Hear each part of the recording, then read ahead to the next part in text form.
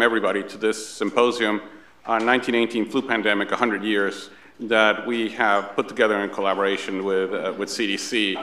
And we're really excited that all of you are here. We are honored to have many CDC directors, including our current director. And I just want to let you know that people are also signed up on the web to watch this, and there's over 8,000 people who have signed up on the web to watch this transmission.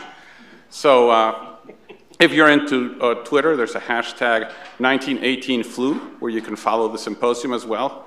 And we also have media, CNN, the Wall Street Journal, and Japanese television are actually present here, and many more media are actually on the web. So happy to have you here, and I'm going to now let Dr. Dan Jernigan from CDC speak. Hi, thanks. I'm Dr. Dan Jernigan. I'm the the director of the Influenza Division. Oh man, too many years as a deputy. The director of the Influenza Division at CDC, and I want to really thank everybody for coming. This is an incredible show here. We have more people than at a rock concert now with 8,000 people. I do want to point out some guests that we have here. One guest in particular, our new director, Dr. Robert Redfield, who is able to join us today. And so thank you very much for attending. We will start off with a couple of introductory remarks from two esteemed guests. The first is Dr. James Curran, and the second will be Dr. Ann Schuckett, the principal deputy from CDC.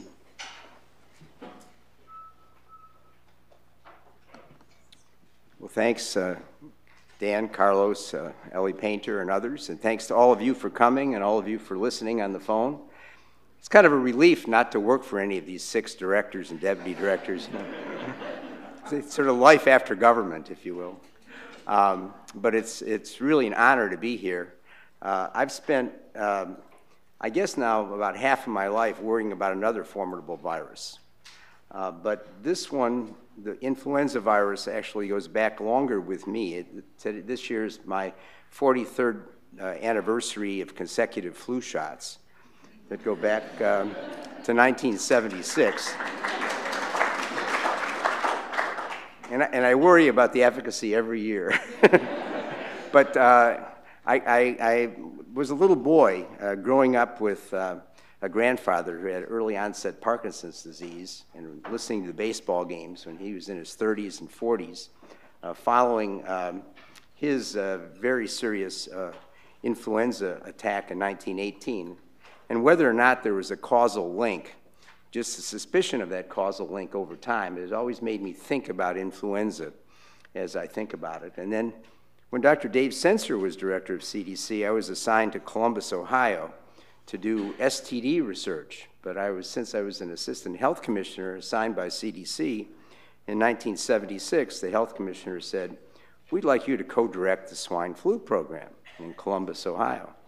So I helped to immunize 280,000 people in that metro area and watch a couple cases of Guillain-Barré syndrome in our area. And it kind of imprinted in my mind the importance of influenza. And I've come to believe that it is probably the most formidable and most challenging and most scary virus that we see in the world. And that's, given Ebola and HIV and a lot of other things that I've spent a lot of time thinking about, there's nothing that really scares me more or says that there's more need for public health action and public health science than influenza. So this is a very, very important meeting, and it's very important for all of you to be here, and thanks to everybody for putting it on. Welcome to Emory. I'm supposed to say welcome to Emory.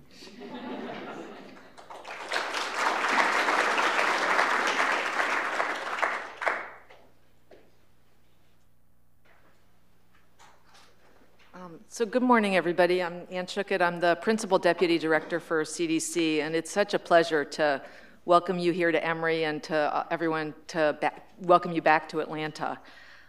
Since we are web streaming this and we're also Facebook Live, I want to say happy birthday to my mother. My mother is turning 90 today, and when she heard that 100 years since 1918, she understood that I did need to be here, but I'm heading up there shortly. Thank you to Emory and to the CDC organizers for what is really an extraordinary program. It's just a pleasure to get to be part of it. Recently, some of you will miss this, but I recently did get to testify at Congress on influenza, and the Congresswoman DeGette from Colorado said she looked out and saw CDC and FDA and NIH and BARDA and said, "It feels like we've gotten the band back together again."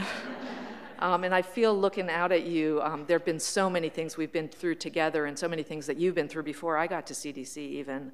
But with this group of incredible partners and policymakers and scientists and historians, we have a chance to reflect on pandemics, past, present, and future. I think it's really impossible to have a favorite pandemic. Each one of them is really, we'll hear soon about how the rapid spread and total collapse of families and communities associated with the 1918 influenza really overshadowed World War I in many ways. We're going to be hearing about a lot of families, and we even have families on the program today, but my own grandmother lost her sister Bessie during the 1918 pandemic. Bessie was pregnant. My grandmother was also pregnant, and that was a story that I was hearing, more than 50 years later as I was growing up.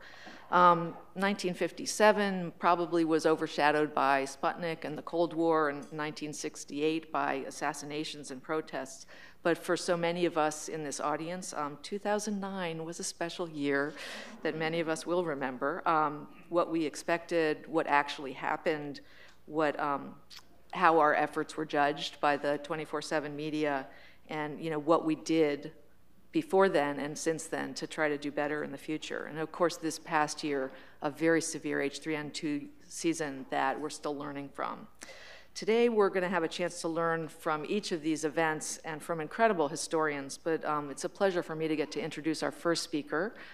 I don't think there's a book, other than perhaps the Bible, that has had so much influence on my life anyway, but it's just such a pleasure for us to have John Barry here today. As many of you know, his book, The Great Influenza, influenced a generation of policymakers. And really, between the avian influenza, H5N1, circulating in Asia, and the Great Influenza, the US government really did an incredible job of investing in our preparedness and strengthening our work against both pandemics and other global threats. It's really a privilege to get to introduce John Barry to the stage, award-winning, influential, honorary cabinet member, I think, and the person whose book really changed the course of CDC's investments for sure. So please join me in welcoming John Barry.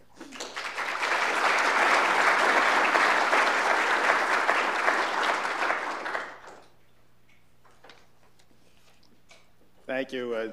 Thanks for inviting me. That's probably the nicest introduction I've ever had, and I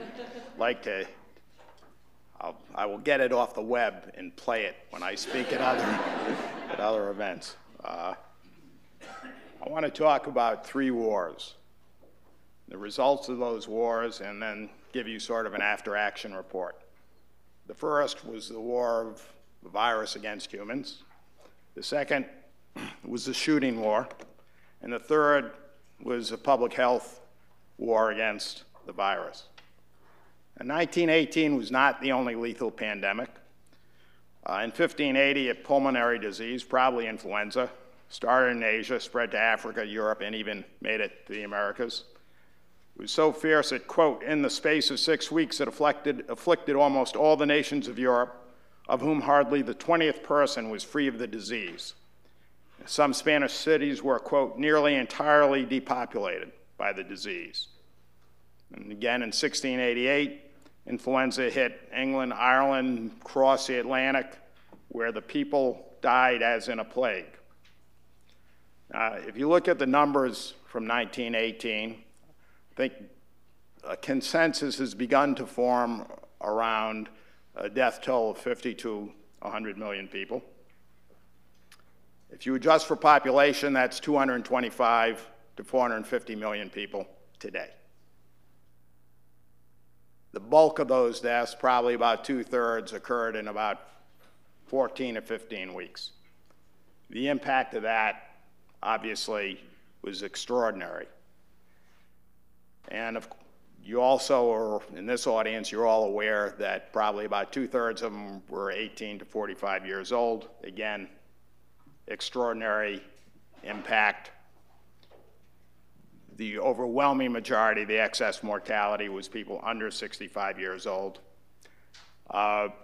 Generally in the West, the case mortality has been figured at around 2%, but that's really a meaningless figure, the averages, because different subgroups were quite a bit worse than that. According to Metropolitan Life, 3.26% of all industrial workers in the demographic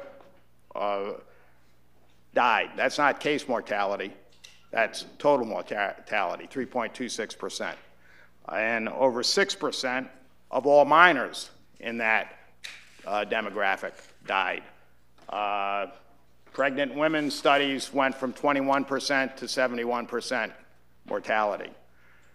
And we have a lot of attention on the healthy young adults who died, but children died too. And we're not used to children dying today. I thank Carter Metcher for this number, but he did some calculations and discovered that if a comparable number of children aged 1 to 4 died today as died in 1918, it would equal all-cause deaths for 23 years today. There's virgin populations who'd never seen influenza viruses, the death tolls were even higher than that. The symptoms were horrific, bleeding not only from the nose and mouth, but from the eyes and ears, cyanosis, deaths in 24 hours, symptoms mimicking typhoid, cholera, dengue. After H5N1 first erupted, the pathology report cited findings not previously described in influenza. That statement is an error. Pathology reports in 1918 found everything that was discovered in after H5N1 and more recently. To give you a sense of, let me read you a letter that a physician at Camp Devens wrote a colleague. These men start with what appears to be an ordinary attack of La Grippe or influenza. And when brought to the hospital, they very rapidly develop the most vicious type of pneumonia that has ever been seen. 2 hours after admission, they have the mahogany spots over the cheekbones. And a few hours later, you see the cyanosis extending from the ears and spreading all over the face until it is hard to distinguish the colored men from the white. It's only a matter of a few hours then until death comes. It's horrible. One can stand it to see 1, 2, or 20 men die. But we've been averaging about 100 deaths per day. Pneumonia means in about all cases death. We've lost an outrageous number of nurses and doctors. It takes special trains to carry away the dead. Beats any sight they ever had in France after a battle. Goodbye, old pal. God be with you till we meet again. So that was the impact of the virus. The shooting war and public health, those two stories are deeply intertwined. The context was never in American history, I think, has the government tried to control information as much as it did in World War I. I'm including the McCarthy period and World War II. They had something called the Committee for Public Information, and the architect of that committee said truth and falsehood are arbitrary terms. It matters little if something is true or false, only what the impact is.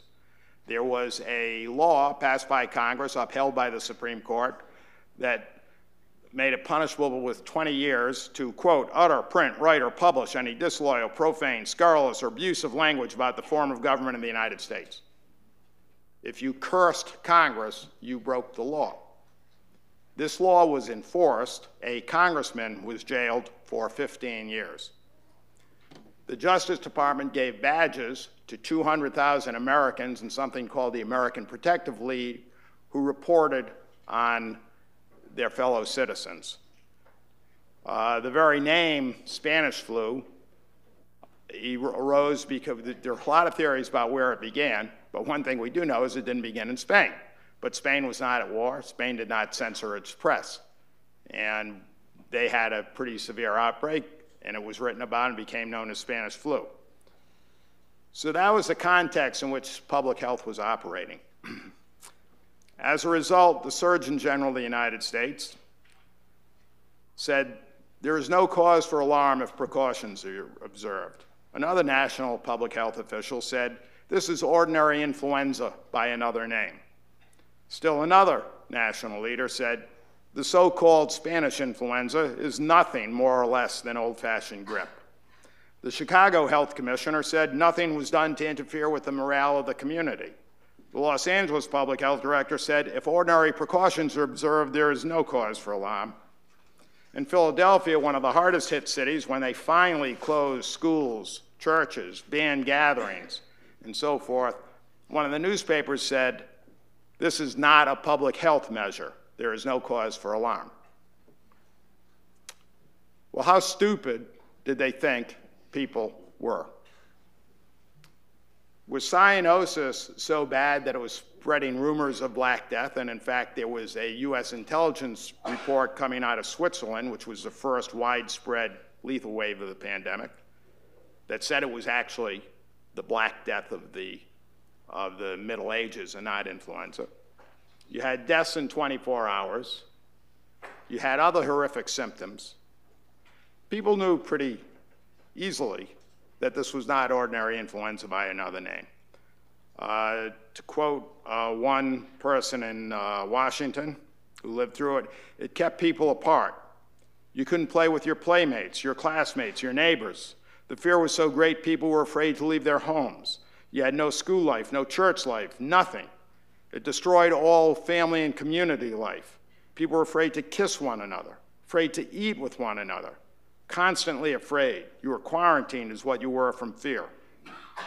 People were actually starving to death, not because there was no food available, but because their neighbors, and in some cases, reported by the Red Cross, even their siblings, would refuse to visit them and bring them food. In my book, there's a picture of Manhattan. In the foreground, there are a couple of sanitation workers wearing masks. But if you look, this is Manhattan. There are cars parked on the curb, but there's no car moving on the street. There are no pedestrians on the sidewalk. That's Manhattan. Philadelphia, the third biggest city in the country, there was a doctor named Isaac Starr who had an emergency hospital and left it every night to drive 12 miles home.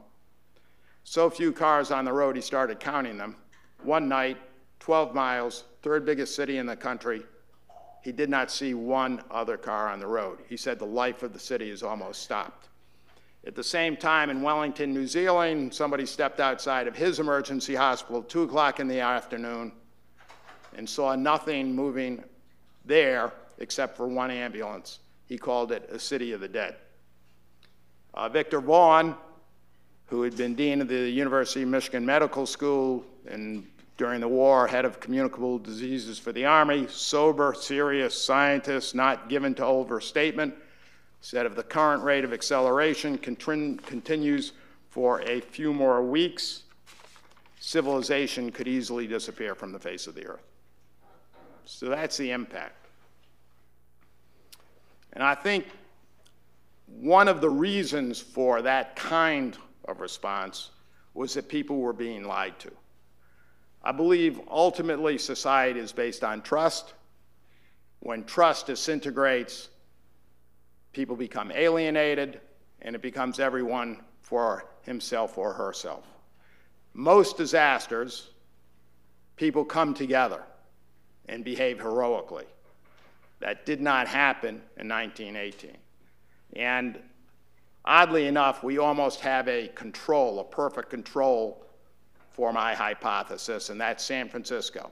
Unlike every other city that I know of in the country, San Francisco took this very seriously, and in advance, they were running full-page ads in the newspaper signed by every political leader, every business leader, and every labor leader, huge print, wear a mask and save your life.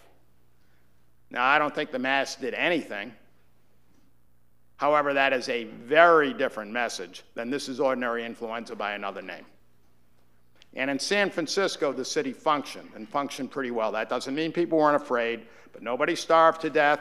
When schools were closed, teachers volunteered as everything from ambulance drivers to telephone operators. It functioned. People came together. And after the outbreak ended, the local paper actually congratulated the city, saying this would be one of the most glorious events in glorious parts, not events. Obviously, the event wasn't glorious, but the response was glorious to this disaster. So what are the lessons and questions from 1918? The first is risk communication, which is a phrase I don't much care for because it implies managing the truth. And I don't think you manage the truth, you tell the truth.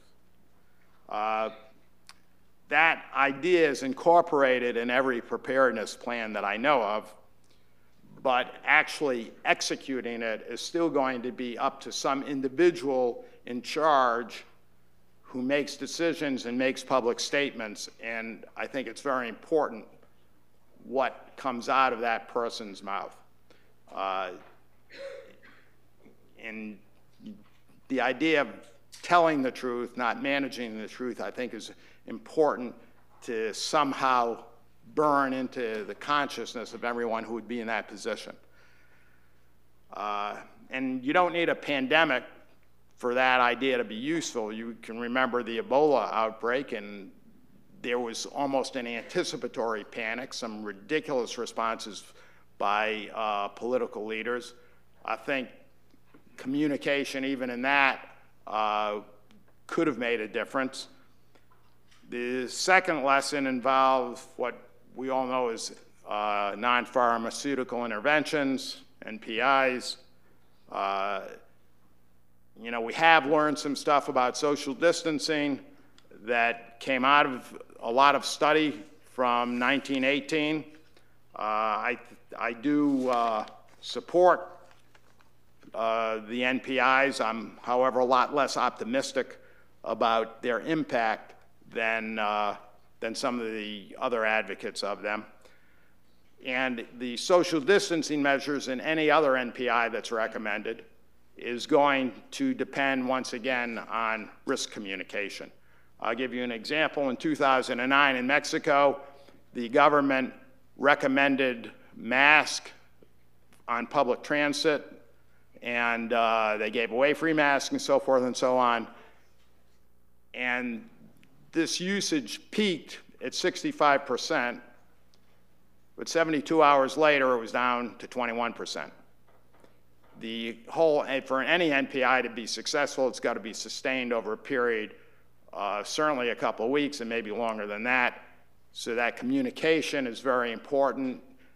Trust in whoever does the communicating is going to be very important.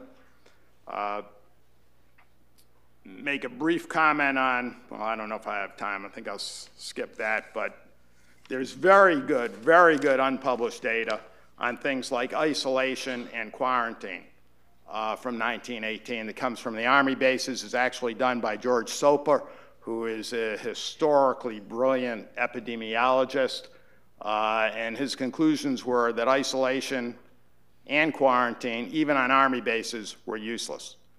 There was no difference in morbidity and mortality.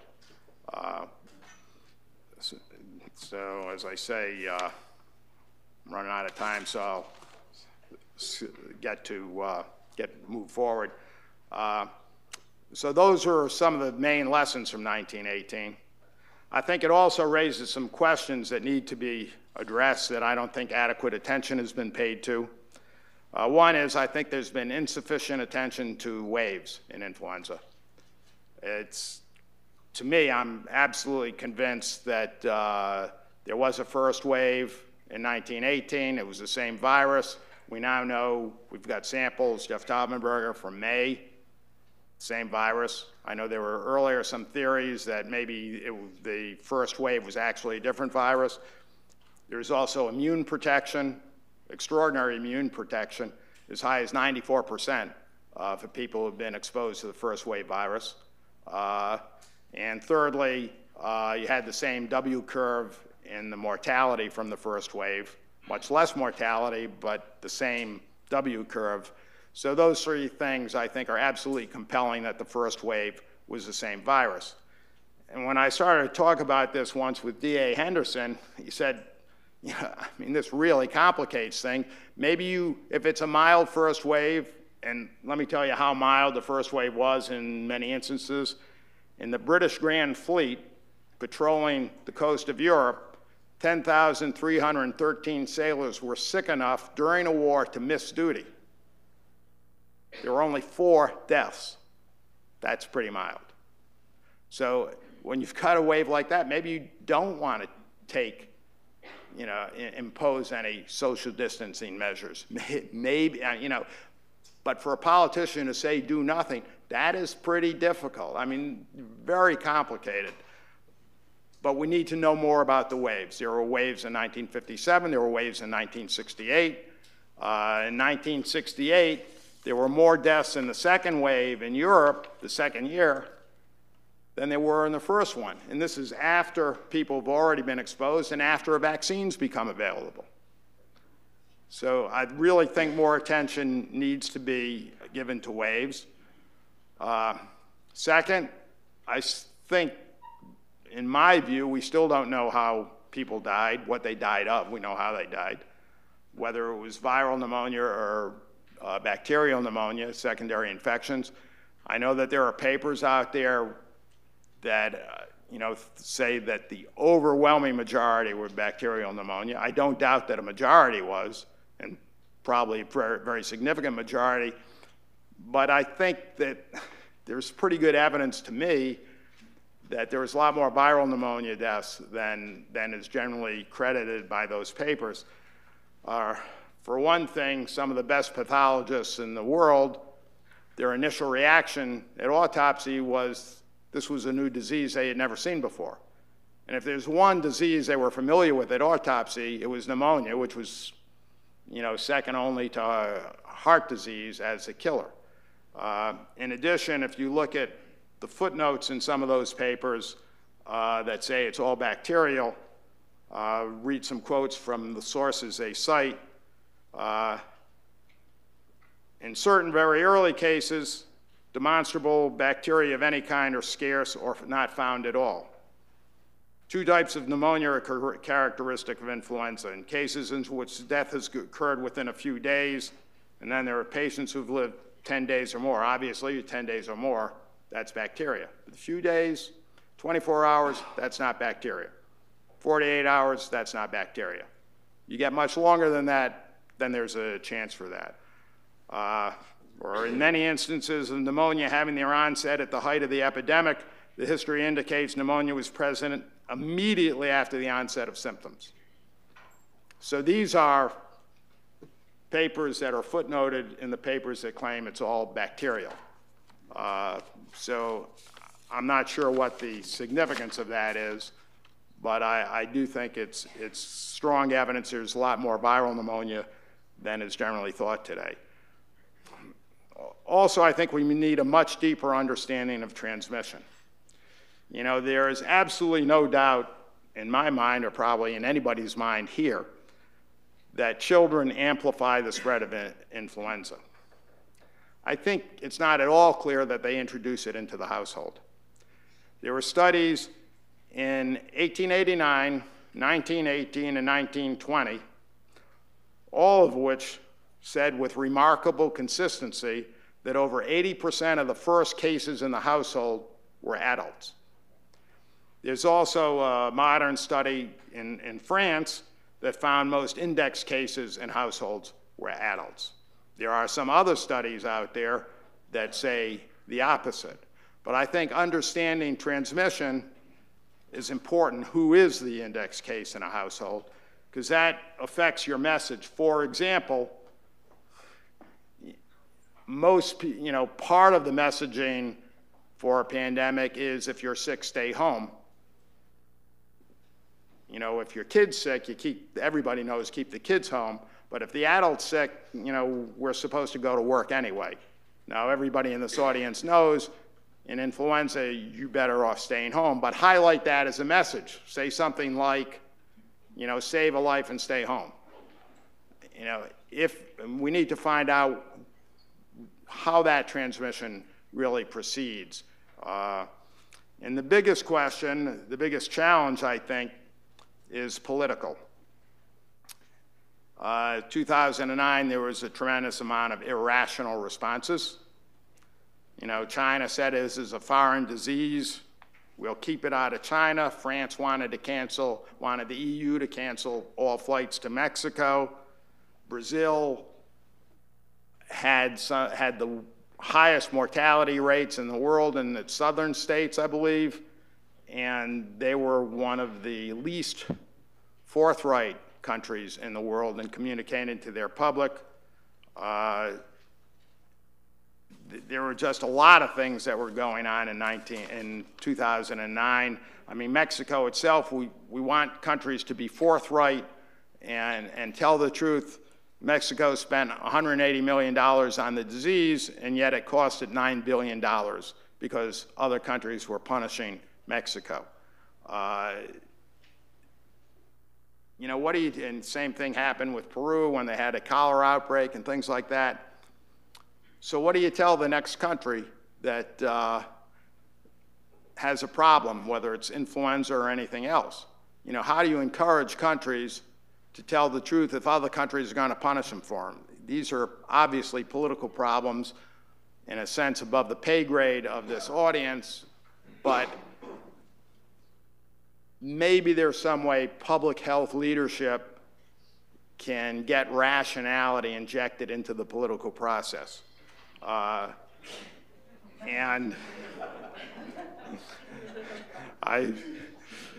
This is sort of a challenge to the panel. I would love to hear them address it if there's a solution of CDC directors, former CDC directors. Is there a way of making politicians listen to advice?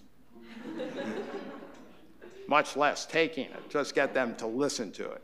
But maybe there's some way that can be institutionalized, or at least improve it. Increase the likelihood that might happen. Maybe there's even a potential legislative proposal. Maybe by inserting somebody, the CDC director, requiring the White House to have him in the room or her in the room at key moments. I don't know. Maybe there is some proposal. Can that be institutionalized? And on that, I thank you, and I hope I haven't run out of time so that we have enough for a few questions. Thank you.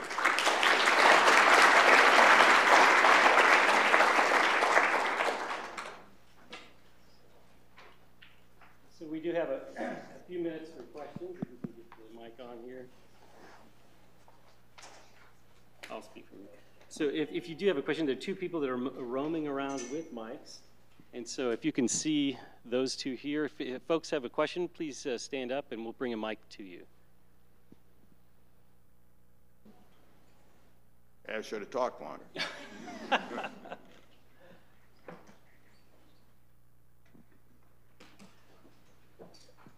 What do you see as the key unsolved puzzles with the Herald Wave that people should be addressing? Well, I'm not sure how you handle that. I'm not sure how I'd answer the question you asked. I just know that very few people are looking at those Herald Waves. I think a lot more people should be trying to figure out what's going on. The same thing seemed to have happened in 2009. 1889 had multiple waves. In 1889, the third wave was actually the deadliest.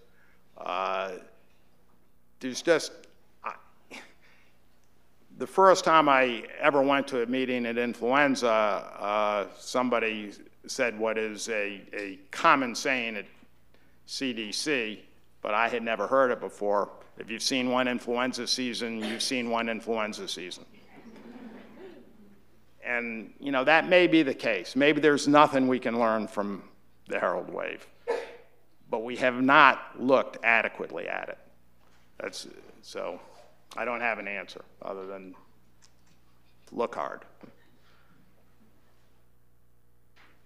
Other questions?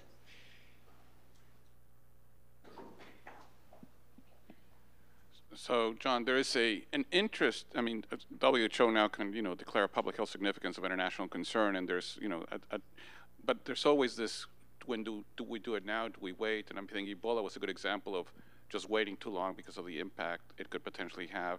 How do we make that process better so we can then have a response that is appropriate in time, as opposed to sort of let it linger? Yeah, I mean, again, I don't know, more data.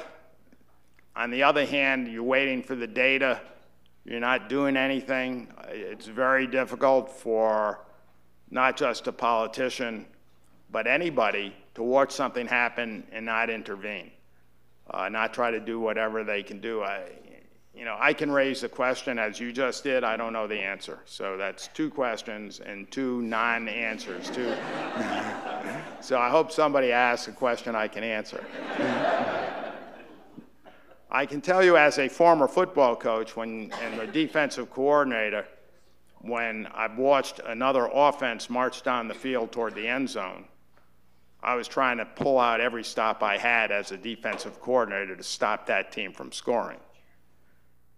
You know, so I understand the pressure of acting, but you really need, number one, the messaging. So maybe this is an answer, at least part of an answer. You get the messaging out immediately. I can remember when I was I went to several pandemic games, and at one of them, they actually asked me to give a talk before the game started, and I was emphasizing exactly what I was saying here: tell the truth. Don't manage the truth, you tell the truth. And the first move was, okay, there's a case, we don't know whether it's a pandemic influenza or a seasonal influenza, or for that matter, even if it's influenza, but we have a case in the city, and it may be it. So that public health director for that city, who had just congratulated me on my message, promptly issued a statement that said, in effect, well, we don't know what this is yet, and as soon as we find out, we'll let you know. That was the wrong message. You are already behind the curve. You are already sending everybody to social media and websites and crazy conspiracy people by saying you're waiting. The appropriate response would have been something like, it's coming, it's going to get here. I don't know if this case is it or not, but it doesn't really matter because it's going to get here anyway, and you need to do X, Y, Z. That was not a lie. Everything that public health director said was accurate. They didn't know, and as soon as the tests were in, they would let the public know. But they were already behind the curve. You know, who gives the message is important. What you say is important. And you've got to stay out front. And even if you say, I mean, there've got to be ways of communicating that you're trying, and you're trying to stay on top of it. I don't know how I'm not being as articulate as I'd like to be, and I'll take Ann's question and dodge this one. I wonder, you mentioned the top-down, ban on communicating what was going on, but I wonder if your research uncovered any peer-to-peer communication. Were the governors talking to each other, or the mayors, or the health directors of one state learning from each other, given the type of communication that was possible? You know, I didn't look for that, but in going through records, I didn't come across any of it either. You know, in those, well, even today, you're pretty much going to be on your own because it's going to hit everywhere essentially at the same time. there was, initially when it first hit Boston, which was the first place in the United States the lethal wave hit, there was a lot of communication around New England. And public and nurses came from all over New England and really all over the Northeast. They flocked into Boston. That pretty soon stopped because they were hit themselves. But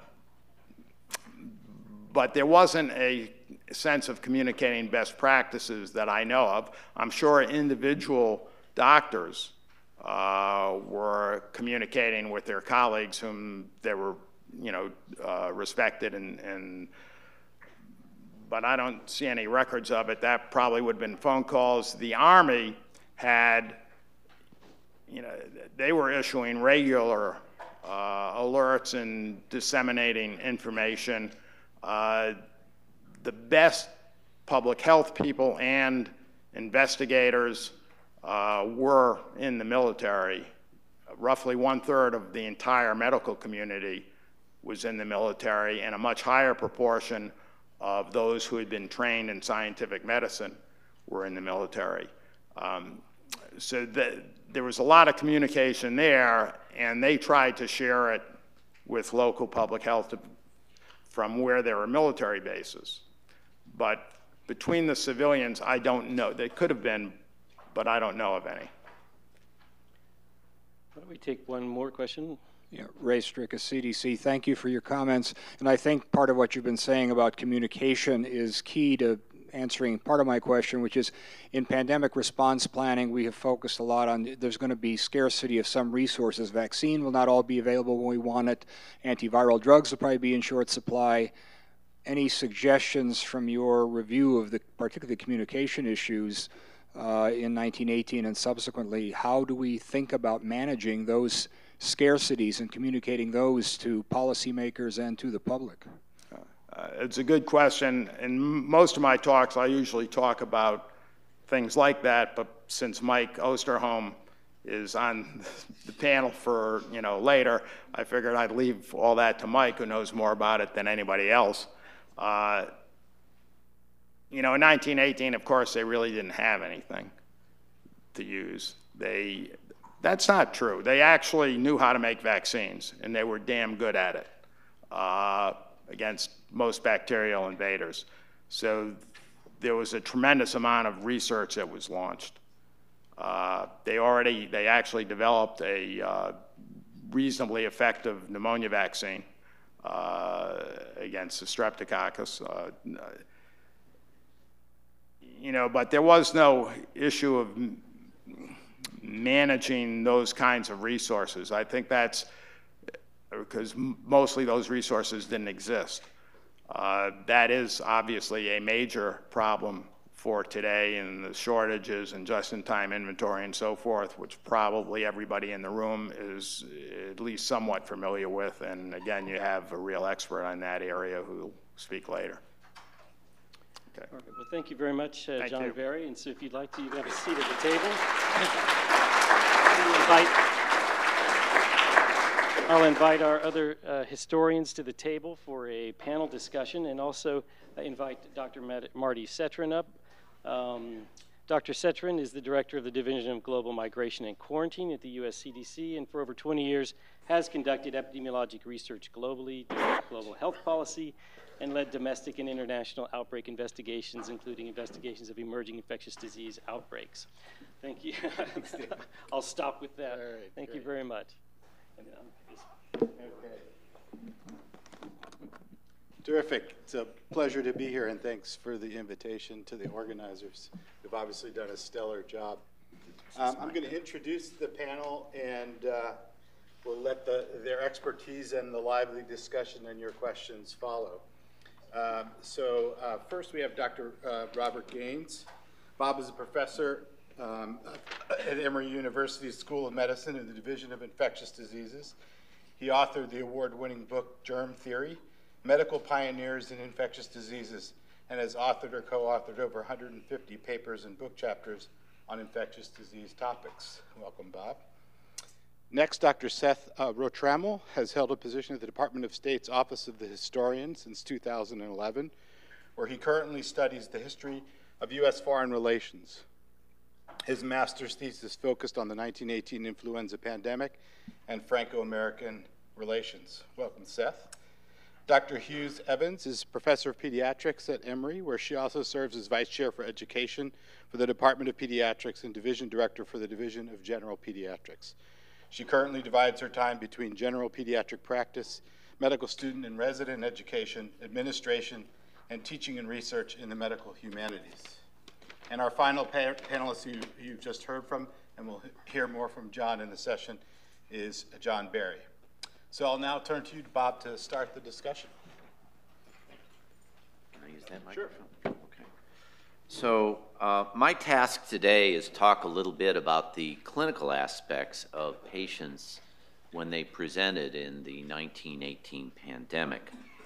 In order to do that, I'm going to kind of get back to really what we consider seasonal influenza, and we just went through a fairly severe season of influenza, and I think all of us have seen people with influenza. Many of us have had influenza. So I remind you it can be caused by influenza A or B, and that unlike a head cold caused by something like a rhinovirus, influenza is a systemic illness which is characterized by the abrupt onset of fever, cough, which is usually not productive, and myalgias, among other things, including malaise and sometimes fairly severe prostration for the patients. When you examine the patient as a physician, you find actually very few physical findings, despite the respiratory symptoms. There's relatively few findings on the examination of the chest, and it is particularly rare when you do chest x-rays to actually see in seasonal influenza any evidence of infiltrates on chest x-rays. So primary influenza pneumonia is comparatively rare. However, there is a well-described syndrome in seasonal influenza where usually after 7 or 10 days or so, the patient begins to get better and then suddenly begins to get worse with a worsening of fever, a now productive cough. And that is typically describing a secondary bacterial pneumonia, which I learned classically was associated with Staph aureus, but is actually more commonly associated with Strep pneumoniae or the pneumococcus. Now, in 1918, I remind you that estimates are that half the humans on the planet that year were infected with the virus. I also want to remind you that most of them had symptoms more consistent with what I just described as seasonal influenza and survived. But there was a very large number who had a very different outcome. You heard already from Mr. Barry, and he and I are not going to disagree very much from some of the things he said, but this is the letter from that doctor in Camp Devens, and because he's read it already, I won't go through the letter, but it really showed the aspect that many people described in the 1918 pandemic, where some people, particularly young people, the adage was you could be well at breakfast, sick at lunch, and dead by dinner. The question that comes is, why was there this, what appeared to be primary influenza pneumonia, or what some people now would describe as the adult respiratory distress syndrome, where when you do exams, and particularly chest x-rays, the lungs would be whited out within hours of the onset, or even sometimes days of the onset of symptoms. Why was this so severe? Well, in truth, the answer is we don't really know. But there are some views that people have made in why so many people died. And I totally agree with Mr. Barry that there were kind of two aspects of the clinical presentation. One, as well described in that letter, was a very severe onset of these respiratory symptoms. Now, in about 15 or 20 years ago, some researchers actually were able to isolate the virus and engineer it when they scraped the respiratory epithelium of some bodies that were found in the Arctic that died over now 100 years ago from the 1918 pandemic. And they worked in the lab to create a mouse model where they used the virus from the 1918 pandemic. Some of you may be asking why you would even want to do that, but they did, and they used appropriate precautions. What they found in the mouse model was that this particular virus caused a lot of cytokine outpouring. These are proteins that are produced by the body that are an immunologic response, in this case to the influenza virus, that cause a variety of things to occur, not the least of which is a change in the capillary permeability, primarily in the respiratory tract, to allow fluid and in many cases blood to come into the respiratory tract very rapidly, which interfered with oxygenation and produced the cyanosis so well described in that letter. So it was what was called a cytokine storm that occurred in these patients, and there's little doubt that a number of individuals, again particularly young individuals, probably succumbed for that reason. But that really wasn't the whole story. Here is that curve that Mr. Berry was alluding to. When you look, in this case, in the 1928-29 influenza season, we see something that we typically see, which is that influenza doesn't normally kill people in their prime of life. It tends to be very young, and particularly the very old. Those are the things we typically see. However, in the 1918 pandemic, you see this mortality curve that had this sort of W shape, which I don't think has ever been seen anywhere near to this extent as we saw it during that pandemic, where people in the prime of life were dying. Now, when you look at the timeline between the onset of symptoms and their death, we see another pattern. There were clearly individuals that died very early after their symptom onset, but the peak tended to be around 7 to maybe even 14 or 21 days. There was another mode of death. And as Mr. Berry alluded to, autopsies have shown evidence in a number of these individuals that it was actually bacterial pneumonia, not just viral processes that were occurring. Other researchers, notably in 2009, have looked at the influenza-related deaths in 1918, which are here in the green. That was pretty much the graph I showed you, and have overlaid pneumococcal pneumonia from the onset of symptoms in the 1920s and found a very similar pattern. Moreover, other researchers published in the New England Journal that year, including Dr. Keith Klugman, who was formerly of the Rowland School of Public Health, have found that in blood cultures of patients from 1918, a great many of them, whoops, I apologize for that, a great many of them had pneumococci in their blood cultures, particularly those in the military, much less so Staph aureus. And this has led a number of individuals, as Mr. Berry has alluded to and I agree with, say that there is significant evidence that the majority, perhaps not the vast majority, but the majority of deaths that occurred during the pandemic influenza were associated with a synergistic lethality of the virus, the influenza virus, and bacteria, mainly the pneumococcus. Though I also believe that a great number of deaths also occurred as a result of so-called primary influenza pneumonia, or what we might consider today to be ARDS.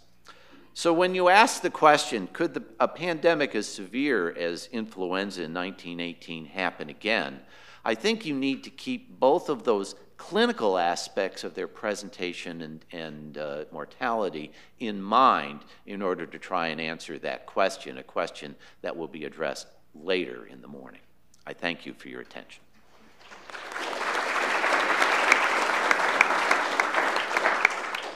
Seth?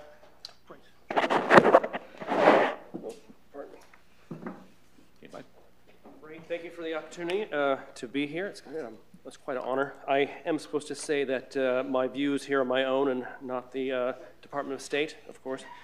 I was told that before I left. Anyway, I do want to talk a little bit about, I want to address the topic of international cooperation to fight epidemic diseases. So before and in the wake of the influenza pandemic of 1918. As you can probably imagine, there was not a lot of influence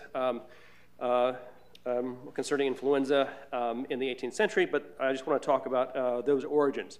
So before and at the time of the First World War, so international cooperation was still in its infancy, to say the least. The agreements and the mechanisms so focused at that time exclusively on cholera, and to a lesser extent on plague, and because of the insistence of the Americans on yellow fever. So measures against influenza, such as sharing reports of outbreaks and epidemics, were not even considered until after the First World War. So before the war, the two main engines of international cooperation were European colonial expansion and recurrent outbreaks of cholera in European cities. Prophylaxis to aid the former enabled acquisition of wealth by European powers, while controlling the latter helped maintain social and political stability in Europe.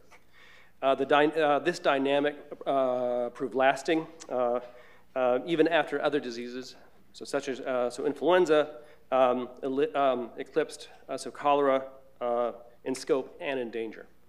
As a result of these efforts, 12 European countries held the first international sanitary conference in 1851. In part, the impetus for this conference was to meet the question, or to address the question of the role of cholera and what role it played in the uprisings of 1848. This was a massive wave of uprisings all throughout Europe, especially in Paris. Don't have time to really get into that topic. Very fascinating how disease perpetuated the social discontents, especially in Paris, and how that spread.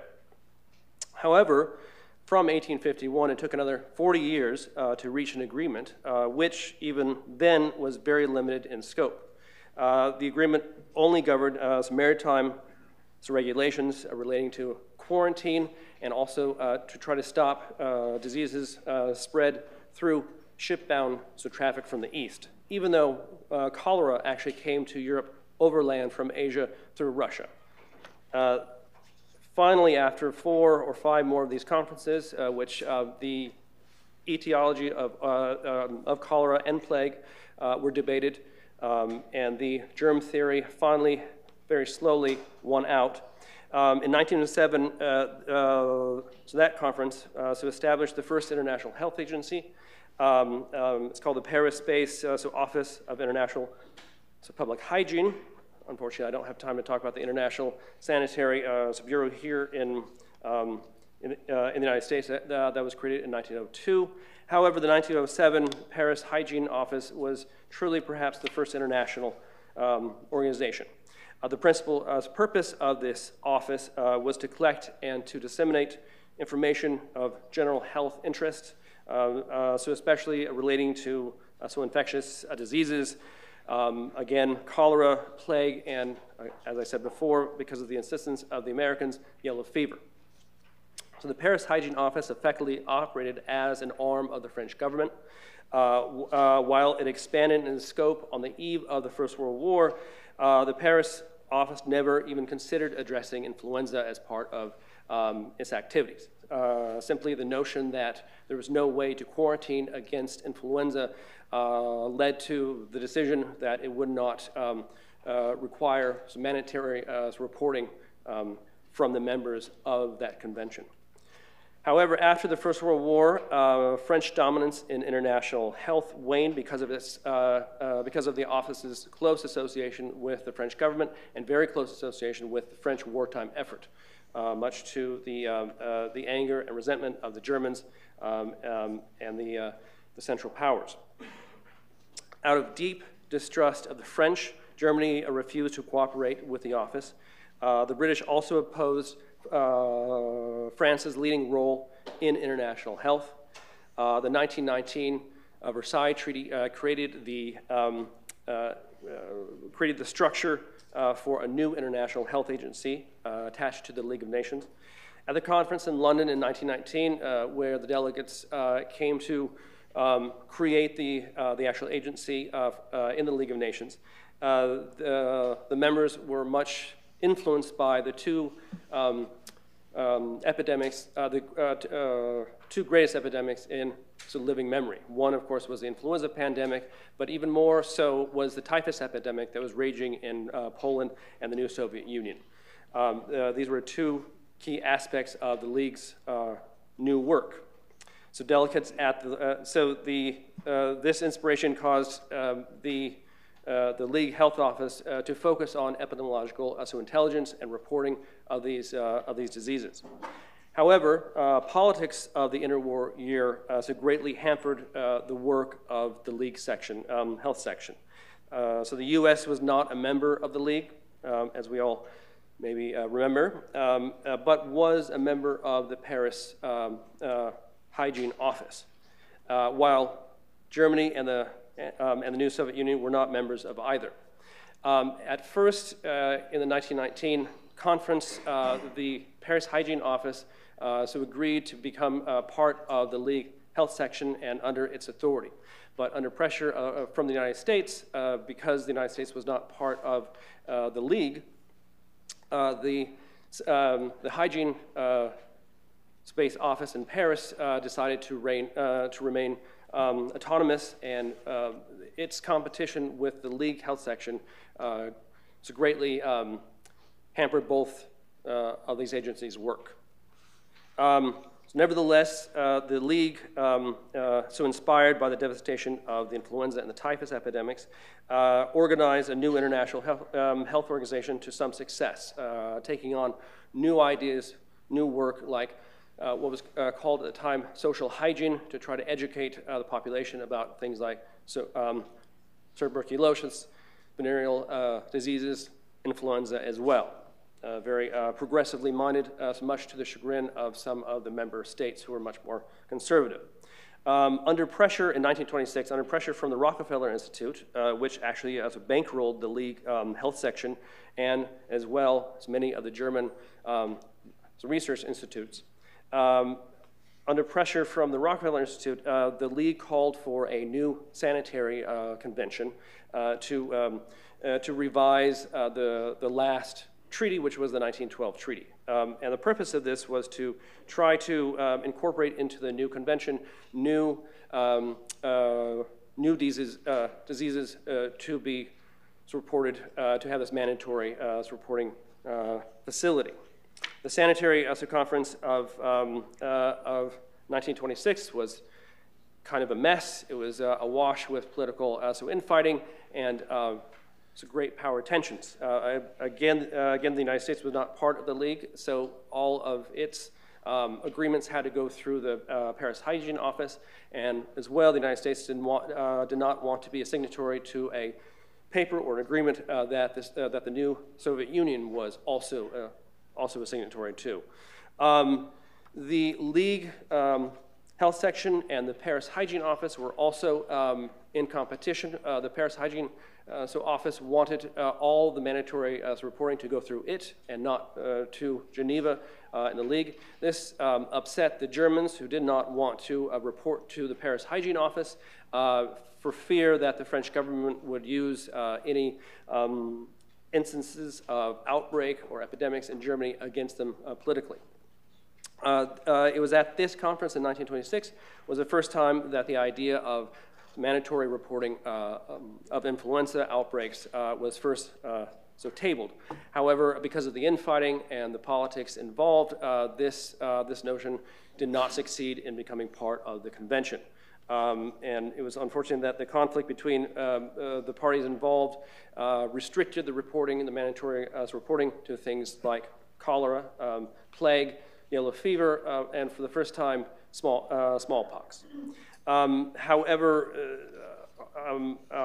the challenges, the League's health section did experience a lot of success, did very good work, and was the basic foundation of the World Health Organization that was created after the Second World War. I'll leave it there. Thank you. Thank you.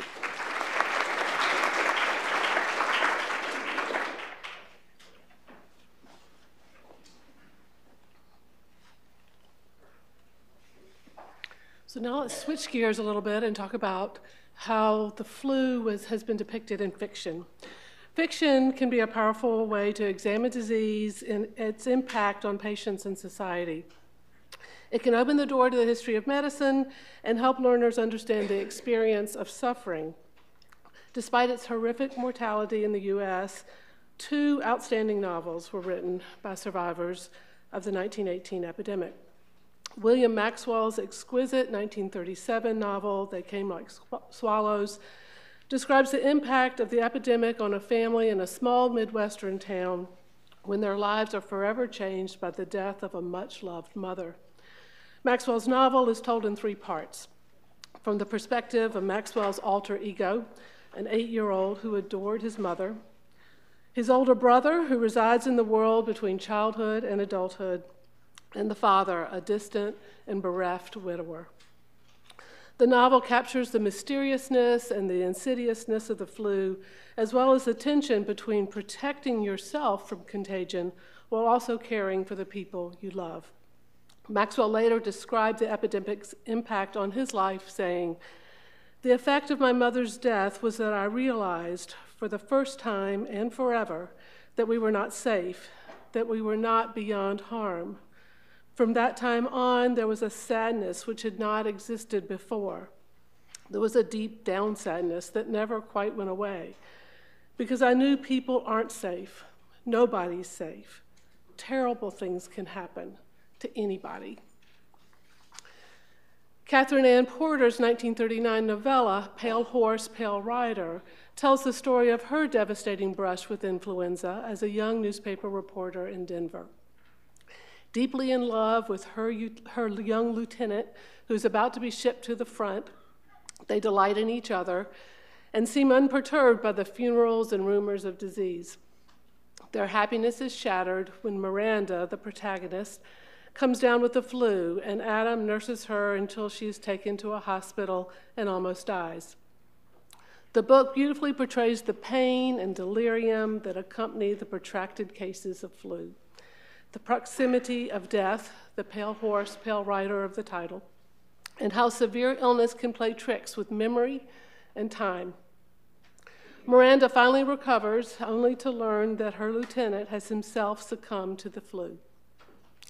As Miranda leaves the hospital, she enters a changed world and notes, no more war, no more plague, only the dazed silence that follows the ceasing of the heavy guns.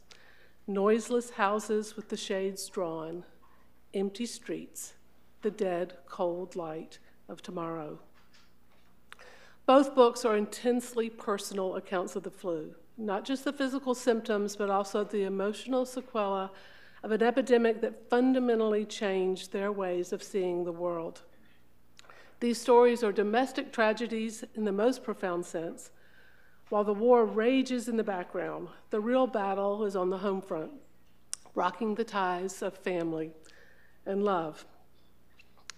After these intense portrayals published in the 1930s, the flu seemed to go into hiding as a major literary character, or even as a minor fictional player. Some have argued that this reflects the collective amnesia of its horrors. Others have said that the fact that the flu occurred during World War I and that it was even fueled by the war meant that the war would take center stage. Dying in service to your country seemed much nobler and was granted a civic honor that influenza deaths did not attain. For whatever reason, the epidemic was nearly forgotten until revived by historians like John Barry and the late Alfred Crosby. The 1918 epidemic was rediscovered by novelists beginning in the early years of the 21st century. In these books, influenza provides a dramatic setting and tension that allows the authors to explore the impact of epidemics on the social fabric. The first that I want to talk about is Kay Gibbons' 2004 novel, Divining Women, set in a small southern town. Essentially a tale of emotional trauma by a domineering and racist husband, the story relates the emergence of a woman from her isolated and abusive world. Meanwhile, the flu rages through their town, wreaking its toll on the community. The epidemic symbolizes the chaos and brutality of the world. The inability to control its spread contrasts with the wife's growing empowerment. Gibbons explores race and class dimensions of the epidemic. The African-American household servants are unable to find a doctor for their gravely ill children, in part because doctors have been seconded to the front, but also because the available doctors refuse to make house calls on a Black family. Their request for time off to care for their children is denied, and the children are poisoned to death by the patent medicines that are their only medical recourse. Wicket's Remedy by Mila Goldberg tells the coming-of-age story of Lydia Kilkenny Wicket, the widow of the founder of the eponymous remedy. Her experience with the flu inspires her to become a nurse. Lydia is from a close-knit Irish-American community in Boston, and her story explores class and ethnicity dimensions of the epidemic experience, especially how these socio-cultural factors are sources of both acceptance and alienation.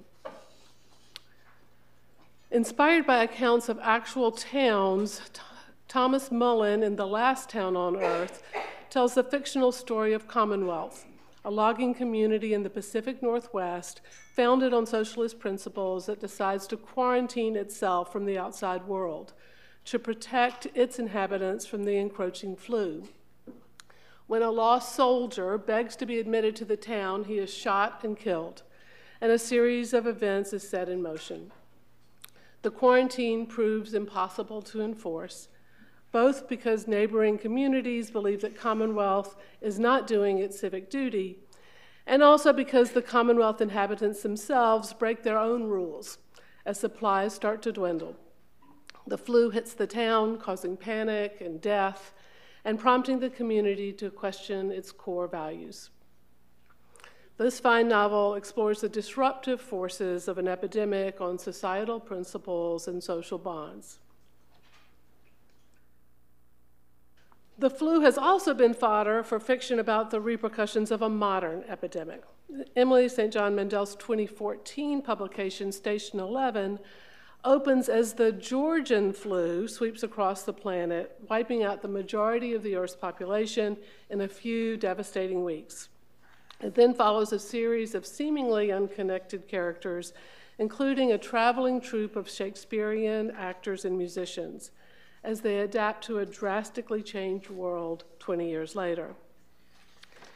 Electricity, gasoline, the internet, telephones, and running water are relics of the past.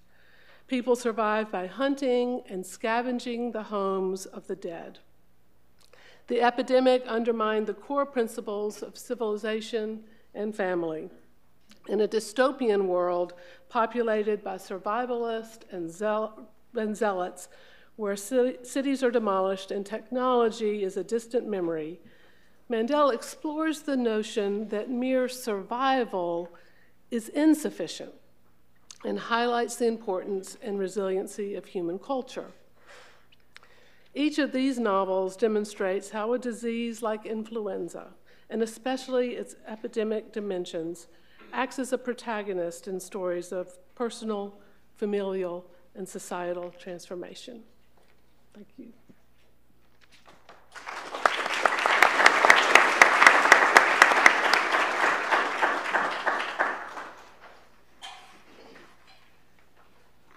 Wow, that was terrific. Thank you all.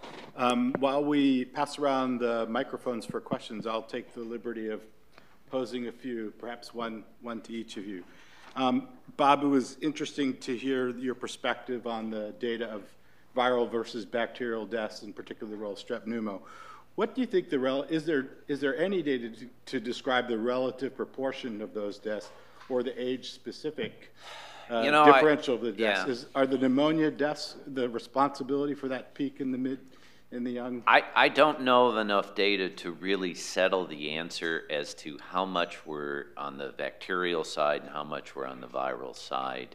I know, John, you alluded to it as well. I mean, same thing. I mean, I didn't so much look for it when I was researching the book, but after it came out and I got involved in, the public health battles against it. I went back and tried to see whether the data was there, and totally insufficient. And what about lessons from today's seasonal influenza on the relative proportion of viral deaths versus bacterial deaths? We certainly have a more contemporary diagnostic. Well, a lot of the deaths that occur in seasonal influenza are in people who have other underlying diseases. And what was so striking about the 1918 pandemic, and the sort of the W mortality curve is really the indicator of that, is that many of the people that died really didn't have underlying diseases. So in trying to learn lessons from seasonal flu compared to the 1918 pandemic, that's a little difficult because, you know, we generally, not always, but we generally see people who die in seasonal influenza do so because it pushed their underlying disease too far and they couldn't handle the additional aspect of the flu. I don't think that was the case in a lot of circumstances. And so what role do you think the war played in creating a vulnerability for that type of death? Maybe not an underlying disease, but certainly an underlying... Well, my best answer would be to read Mr. Berry's book because, because that doesn't have a simple answer, but I'll turn to you. You know, personally, I don't think the war played much of a role at all. When you look at the total death toll, the number of soldiers who died is relatively insignificant. You know, I certainly do not believe the hypothesis advanced by a couple of evolutionary biologists that the proximity of, you know, the closeness, physical proximity of other bodies allowed a lethal virus to mutate. I think that's a good example of Thomas Huxley's line about the great tragedy of science, a beautiful theory slain by an ugly fact. You know, so in the spread of, you know, obviously the pandemics went around the world when you had to sail across the ocean with sail. You know, I mean, so I don't think that movement played a huge role in moving it around the world. I mean, the war was a major factor in that either. But surely the speed with which we move around the world is fundamentally changed. Today, you know, certainly it's one of the reasons there's a greater concern, that and just-in-time inventories. A third factor that today is a problem, I think, that was not really a problem in 1918. 1918, if you were in healthcare, you knew you were going to face infectious disease. That was a risk you were prepared to take. Today, healthcare workers do not recognize that as something that they are going to have to deal with. If we were to have a serious outbreak of any infectious disease today, you know, how many healthcare workers are going to decline to participate? Not necessarily out of cowardice, but they don't want to go home and infect their families. Anyway, that's a little off your question. Yeah, it's okay. I mean, I will note that in 2009, 6 weeks from its origin in Mexico, 122 countries had confirmed cases of 2009 H1N1, and that's sort of fundamentally different than the pace of movement. Absolutely. At the But turn I think you'll agree that the society in 1918, because of the war, was very different. Yeah. And I think obviously. that's what makes answering that question so complex, because some of the movement, particularly in the United States, had a lot to do with the camps. I mean, one thing I didn't look at is, you know, most of the world wasn't at war.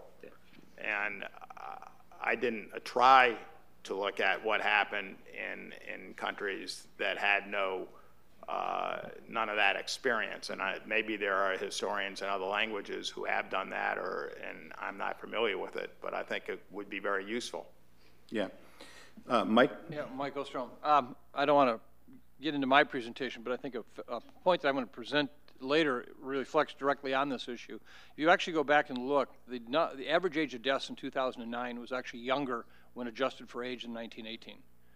And when you look at the 57 and 68 outbreaks, they are just very similar to what we see with seasonal flu deaths.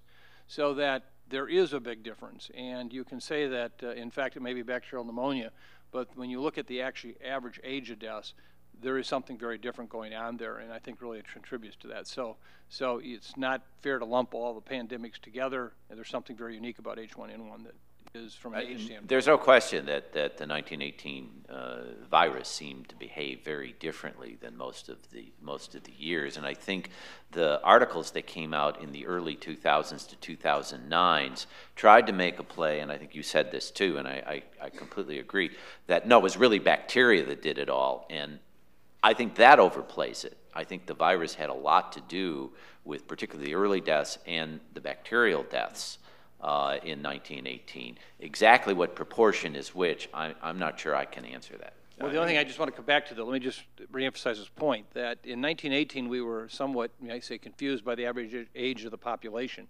Average life expectancy was about 50 years at that time. So when you had a lower death, in 2009, with the life expectancy of 70-some years, we still had this very, very low age for deaths, suggesting that there really was something very, very different there relative to what was killing them. Yeah.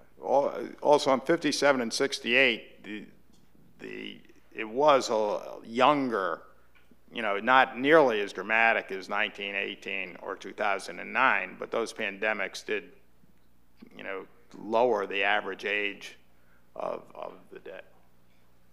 If you have questions, just raise your hand. They'll pass the mic around. Well, I think the young age also figured in 1976 when young military previously healthy recruit died within 24 hours and had a virus isolated that was apparently similar to the 1918 epidemic. I think that the fact that it was a healthy young adult really emphasized the potential for pandemic. As I don't see other questions, I'm going to continue with the prerogative. And Seth, I'm intrigued by your comments and somewhat all too familiar stories of nationalism and approach to, who's going to report to whom when. How do you contrast, or what do you think some of the similarities and perhaps differences are in terms of our progress in international health diplomacy sort of today versus what you were describing in the 19th and early 20th century? Well, I'm so congressionally so obligated not to talk about the present. I'm only a historian. No, I'm just joking. Right. So I always see that history it's just a great continuum. We have the same problems now in different forms that were present then. The same idea that if a country does report the outbreaks or these suspected outbreaks, then there's going to be some type of retribution or political harm done, and that was very much the case then. Health policy is highly politicized. I think we've already talked about that then. But in the case of the First World War, there's nothing like that great rupture in international European relations that had ever been seen. So right when the world needed cooperation the most, it was absolutely failing. So these ideas, these scientists, when Germany and France, somewhat in Britain, had gone through what was called there was a scientific sort of war because of the First World War and the use of poison gas. And a lot of these German scientists actually worked on these gases, and they signed their name to its use for peaceful purposes to win the war. And afterwards, the Allied powers very much remembered that these scientists actually put their name to this paper, and therefore this cooperation just could not work in that context. Interesting. One observation I have is that the new IHRs of 2005 plus, while they've got around the issue of who reports to whom by accepting our sort of internet reporting and rely on governments to confirm, we still are stuck with the challenge of sample sharing and benefit sharing, which may be the new paradigm for that type of ownership. Well, and I'll sort of relating leave it to your comment. Just I was getting email reports during 2009 from labs and scientists in several countries. I was sending them to Richard Hatchett in the White House, because he wasn't getting them for 2 and 3 weeks. I asked him, look, you're busy, you want these emails? And oh, no, we're not getting the data officially, please keep sending them. So, and I'm sure I wasn't the only back channel, but the governments themselves were unfortunately recalcitrant. I've been alerted that there are some questions. I didn't see the hands, but okay. Hi, Kristen Olson. I'm a doctoral student in epidemiology here at the Rollins School of Public Health. And I was wondering, Mr. Barry, you talked a little bit about waves of the epidemic, and if you can talk a little bit about what you think sort of the epidemiologic drivers were of those waves in 1918, and whether or not you think waves are sort of a feature of these more severe influenza strains, or if it was specific to that epidemic. Well, I mean, again, I don't want to people thinking I know more than I don't. Or another member of the panel. That's you know, a question for epidemiologists who, you know, really has a good sense of the data. You know, clearly, I mean, the obvious answer, which you could come up with yourself, is don't need me to tell you. If you've got a new virus introduced into a population, it takes a while to spread. You know, in 2009, 1918, 57, 68 too, I mean, you saw first waves that skipped some cities entirely. For example, Los Angeles did not record in the spring of 1918 a single influenza death, not one. And yet, you know, Chicago had a well-defined early epidemic. New York had a well-defined early epidemic. Louisville had probably I mean, it was, I can't remember the exact data, but in Louisville, it was very much like the fall elsewhere, and Louisville had a relatively benign fall outbreak. You know, so why it would skip some places and hit other places, you know, the skipping part is relatively easy to understand because it's a new virus. It can't go everywhere at the same time initially. Why the virus is different in different places, you know, maybe there's a different bacterial background, or I think more likely the virus is still mutating and adapting to humans. I don't know if that answers the question, but I'm Dan, do you want to? Yeah, I mean, I can add to that. So, yeah, clearly, in terms of pandemics and waves, yes, pandemics do occur in waves. Influenza occurs in waves. It occurs in waves every season. We call them seasons. But as it's getting into the community, the population is becoming more immune. It gets to a certain level, and perhaps that's enough for it to go away, or the summer arrives like it did in 2009. And then when the population is seeded, you get to see a whole lot more people getting it spread, and that's when you see these large waves. Each of the pandemics have had several waves after them.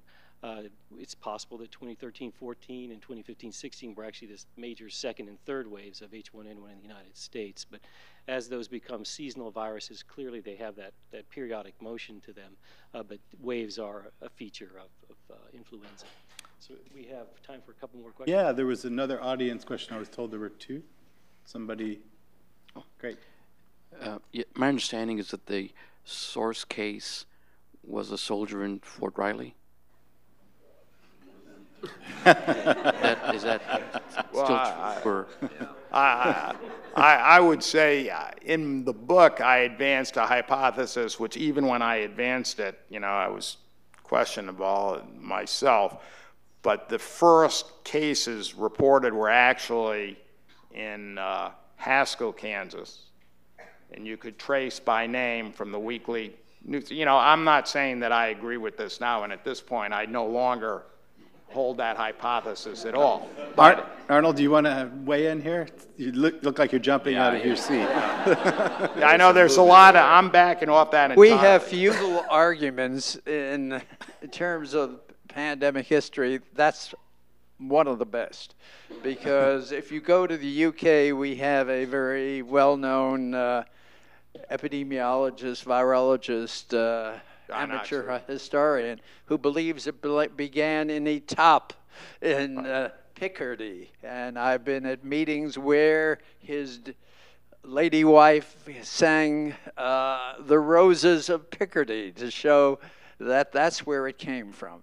So I think just like saying where the AIDS epidemic came from, right. it's a futile operation, and we really should. If we take it as a challenge in an intellectual challenge, it's one thing, but to make policy out of it, it's a mistake. I totally agree. And of course now, and the reason I completely abandoned my own hypothesis is because there's pretty good evidence that the virus was around earlier than 1918. Are there any more questions from the audience? If not, I would like to repeat one statement that Dr. Evans said that I think is really poignant here as we look to history and a room filled of scientists, and that is the resiliency of human cultures, and your really eloquent description of the novelist perspective, one that we should never forget. And you know, one of the sort of lessons I've learned in the quarantine business is that there's really no control without the care and compassion and the treatment side of this. And likewise, providing good care and implies that there's a solid base of infection control to inspire that trust and confidence. So thank you all. Let's thank the panelists for excellent perspective.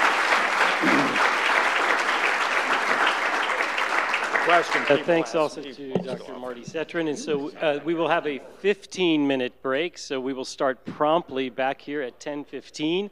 There's coffee to the left outside, there's bathrooms out there as well. Thank you very much for the lively discussion.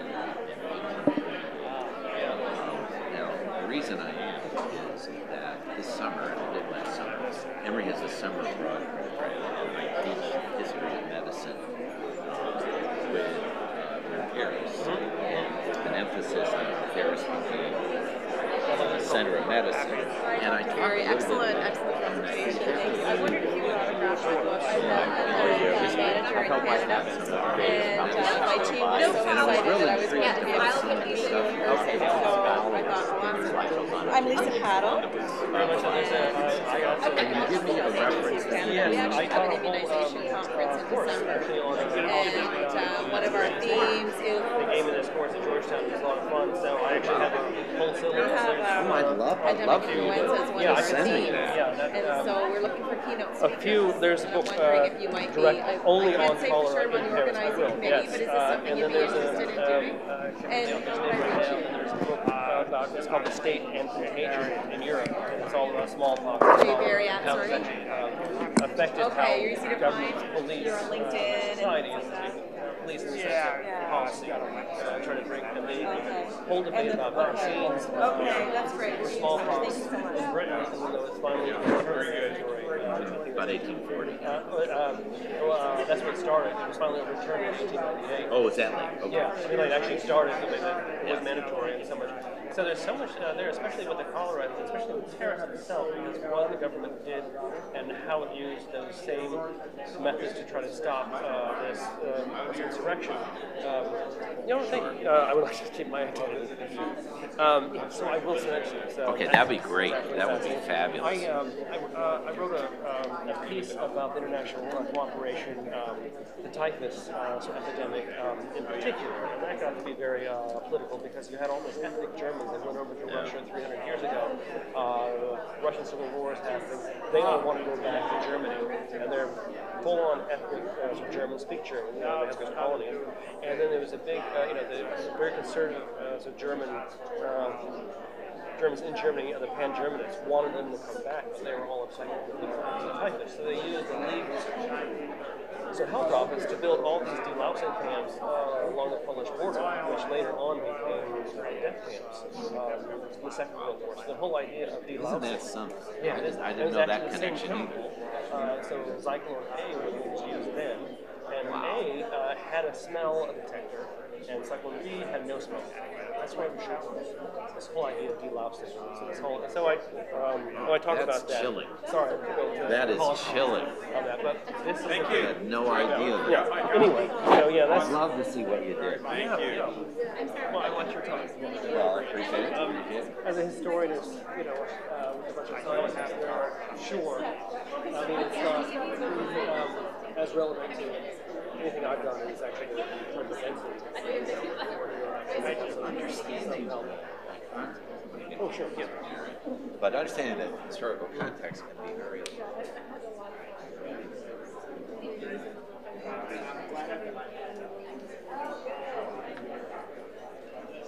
No, I've read too many like that. And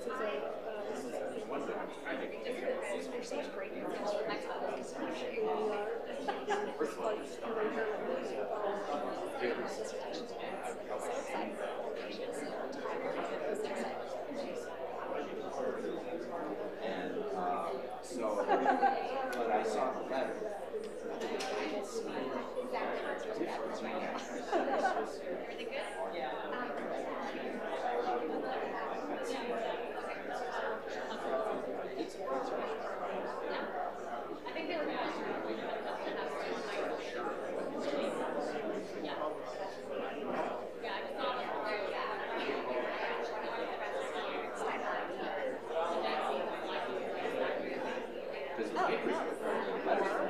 Get rid of this.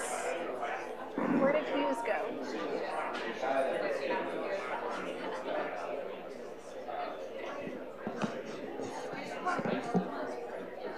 Hey, Laura. Yeah. Ali just said the Clinton didn't have but I told her, I said, I've got 5 of these things left. And Yeah. we still got the rest of the day. Yeah. She said, get with you. Yeah, I got him. Okay. I'll tell them still up here whose this is. Trash can.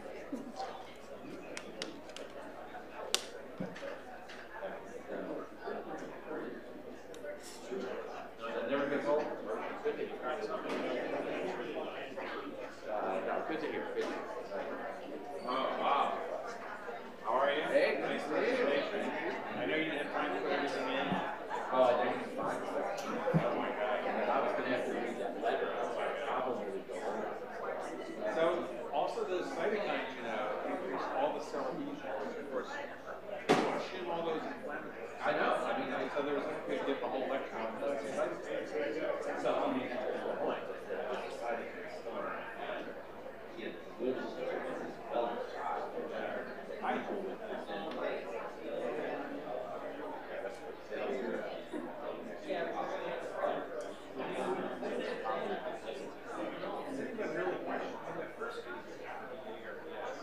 And the second case has to be bacterial.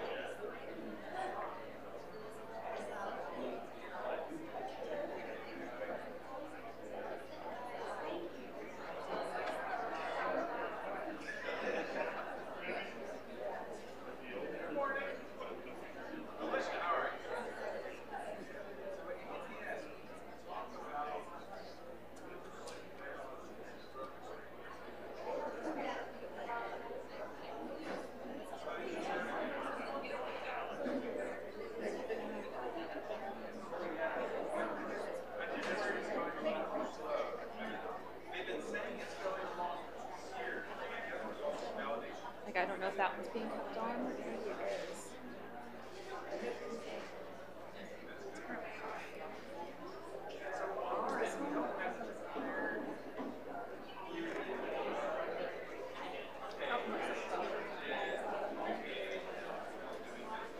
I don't know where it's coming from. Remind Dan and Carlos to turn theirs off, because unless it's they're like personal conversations that I don't know where. But and nobody really is talking over it. Yeah, and it's certainly I keep my mic off unless it says a Q&A. Yeah, that's weird. Hi. How's it going? Good. I think it's going well. I have our back slides. So I'll those for the afternoon. Great. Perfect. Good. So yeah, I'm glad the two big chunk ones are working well because that saves so much time. Out of that, but that's actually great because there's my constituent not have to worry about it. Right, and we have the buffer slides. Yeah, and I mean it's really great. So good. Okay. Oh, I'm being called. Where are you being called? I don't know.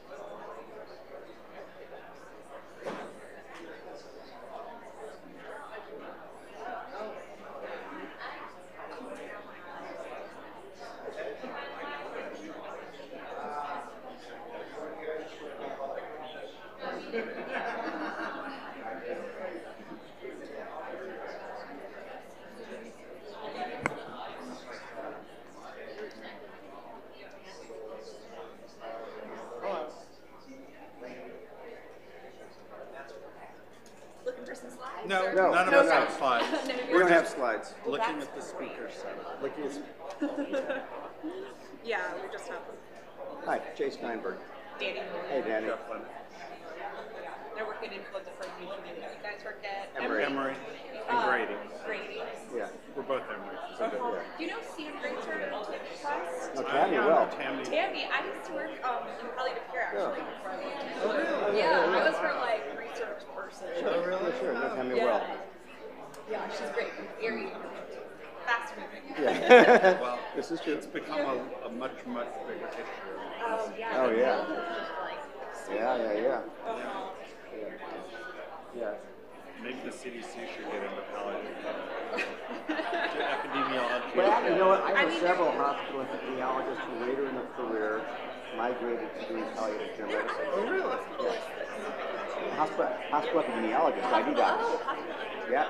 Yeah, I've done that.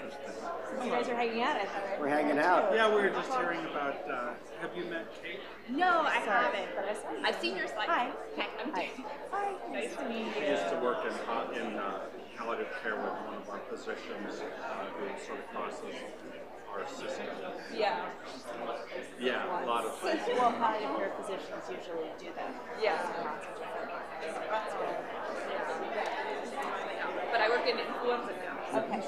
Good, with Emily. Yeah. What? So am I familiar with the slides here? What? Just have that background, and then when and are we coming up or so? Did we decide? You can do whatever you prefer, really. And if you want to sit, I'm going to do whatever they're doing. Okay. So they right. So if you want to do your slides from saying, you got this guy, otherwise you Standing. Yeah. I'm going to stand on one foot so I don't put myself to sleep. Should we all stand together just for, No.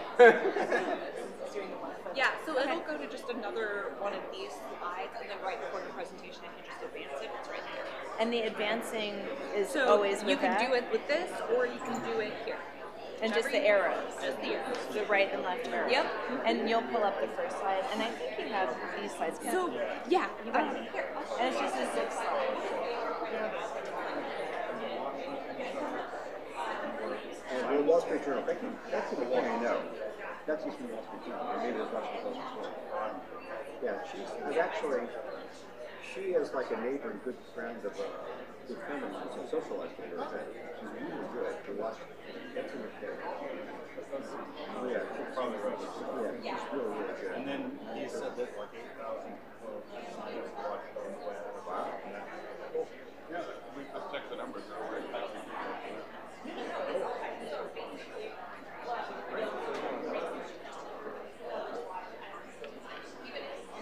So I did away with them.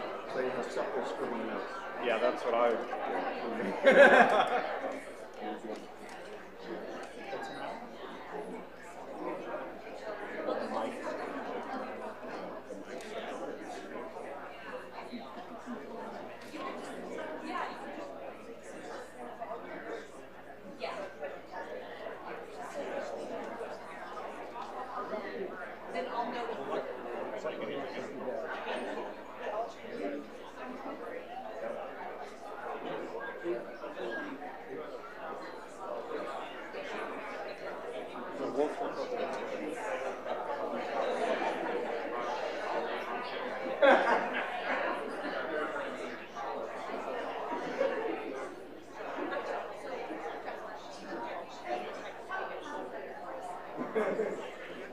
In a very nice way. She's like the nicest person I saw ever. Sounds good. Thank you very much. Okay. Danny. Yeah, you're Kate. Yeah. Yeah. Thank you.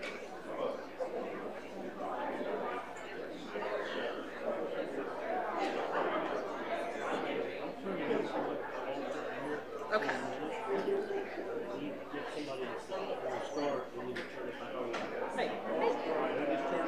Well, actually, we'll leave these on because this is for their recordings on the cameras. But are they picking up stuff now? They're just picking up whatever this one's picking up. Yeah. Okay, so that's why I flipped it off until after this. Okay. Well, do you want us to turn off the audio during the live stream on the breaks? Because we were leaving it on in case people tuned in to make sure they knew that they were still active. But we can mute all the microphones on the live stream during the breaks if you want. Let's do that. Okay.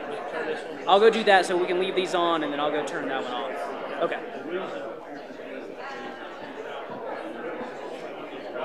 Yeah, that should be fine. Yeah,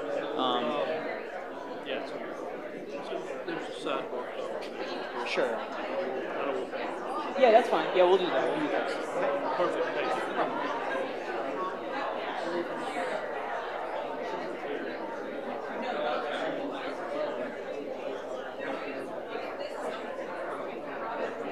To see what the screen looked like. Oh, it's So pretty you big. can- Yeah. Yeah. Can you point from here, like on Yes, it with the yeah, pointer? yeah, with this. I might do that so I don't have to turn around all the time. Okay. And then you just can go up and down with Right, the computer? right. Okay.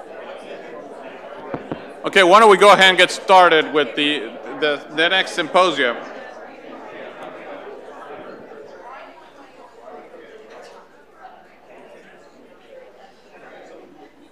The next symposium we're having is entitled 2018 Threats, the Challenge of N3, N2, the Impact on Health Systems. We all, none of us was around 100 years ago for the pandemic, but it's important to remember that this is also the 50th anniversary of the N3, N2 Hong Kong flu pandemic of 1968. And that's a little more present. And, you know, while it didn't kill 50 million plus people like the 1918, it did kill anywhere between 1 and 4 million people. So it wasn't just a pandemic that we should ignore. We should also remember that one. And I think many of us are still remembering what happened this past year during the epidemic of H3N2. So we've asked 3 people, all here in Atlanta, all good friends, to talk about the impact that it had on the healthcare systems. And our first panelist is going to be Dr. James Steinberg. Dr. Steinberg is professor of medicine at Emory University in the Division of Infectious Disease, and he's the chief medical officer at Emory University Hospital Midtown, where he has served as hospital epidemiologist for over 20 years. And Dr. Steinberg has research interest in the prevention of healthcare-associated infections. Our next panelist will be Dr. Jeffrey Lennox. He's professor of medicine at Emory University. He's also the chief of the Emory Medical Service at Grady Memorial Hospital, and he's associate dean for clinical research here at Emory. And his research interests are HIV/AIDS and specifically the clinical trials and pathogenesis. And our third panelist is Dr. Kate Copeland. Dr. Copeland is an Emory grad who obtained her MD and PhD degrees here at Emory, and she then went on to residency in internal medicine, and she oversees quality and patient safety nationally for Kaiser Permanente. She is board certified in internal medicine, is a fellow of the American College of Physicians, and she practices adult medicine at Kaiser Permanente locations across Georgia. So I will let Dr. Steinberg start first.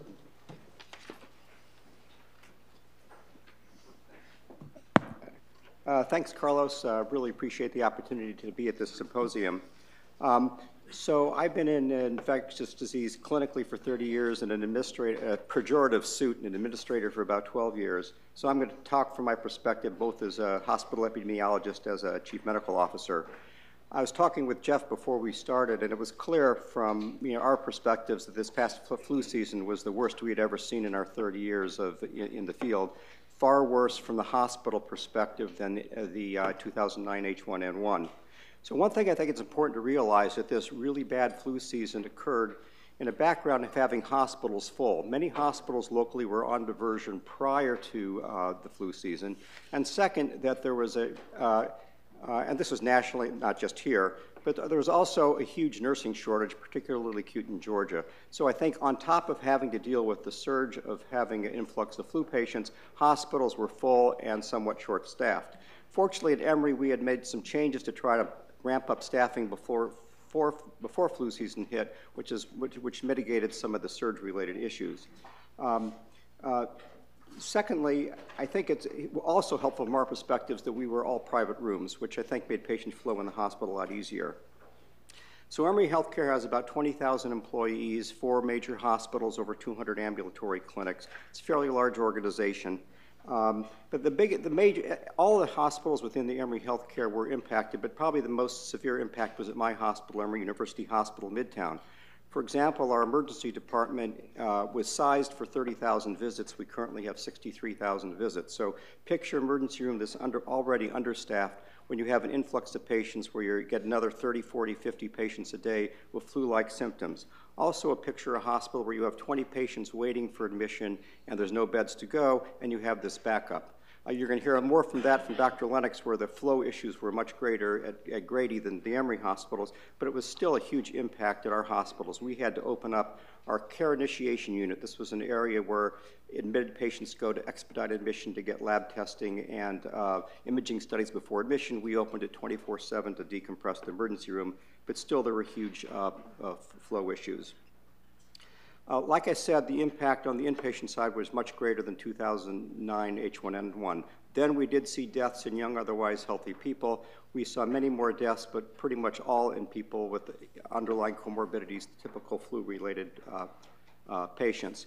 We would take periodic point prevalence in our ICUs, and in our medical ICU of 20 beds, it was usually half, if not more, had confirmed flu. So, and plus many other patients with confirmed flu in our other ICUs. So huge impact on ICUs with a huge number of flu patients in the hospital. We did look at overall stats. By overall stats, risk-adjusted mortality rate, average length of stay, case mix index, and didn't really see an impact of flu during flu season that shifted those numbers, but clearly there were a lot of flu-related deaths. Now, there were a lot of staffing challenges, both from the surge from the patients, but also the fact that our staff did get sick. Emory, let's say 20,000 employees, do a back-of-the-envelope calculation. And yes, we're very good with immunization. We have 96, 97% immunization, but we know how well the flu vaccine works. We probably had 3,000 of our employees who get seasonal flu. Plus, you have their kids home from school, and you have issues with staffing related to absenteeism.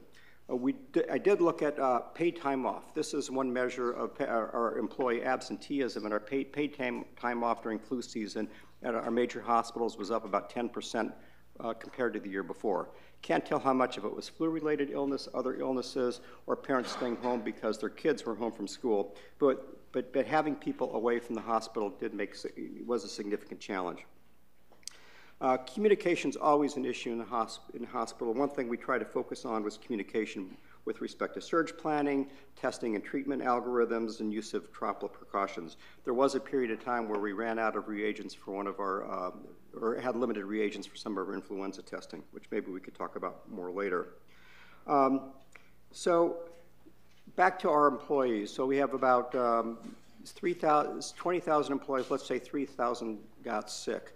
One thing that Emory Healthcare does is we have an express care clinic which is free care for our employees who have an influenza-like illness, where we encourage people to go to get screening testing. That said, of the estimated 3,000 employees, let's say, who got flu, we only had 49 confirmed employees who went to our express care clinic. So a lot are seeking their care elsewhere, or a lot are not reporting their illness. So I think that's something in the future we could do better, is tracking our employees with influenza. I think one of the things we also stressed is staying home while you're sick. This is a huge issue. There's this dynamic tension, especially among physicians with the machismo of working while sick. So we really tried to get people to stay home. That said, I'm sure that many people work with flu. We tried to track, we don't, nosocomial flu. We didn't have any clusters, and that's something that's difficult to do and something I'd like to try to do better next time. Lastly, to quote our current mayor of Chicago, I think we wanted to never waste a crisis. And one of the things we really emphasized during flu season is hand hygiene as a way to protect healthcare workers, protect ourselves, but also to prevent transmission. And we have a hand hygiene program that is actually, we have a secret shopper program that it's Rollins students who basically do our secret shopper observations. And during this past flu season, we are our highest hand hygiene compliance rates recorded ever. And I thought that was interesting. You know, can't say it's related, but I thought that was an interesting observation. And with that, I will close. And again, I want to thank Carlos for the invitation and look forward to the rest of the panel. Thank you very much.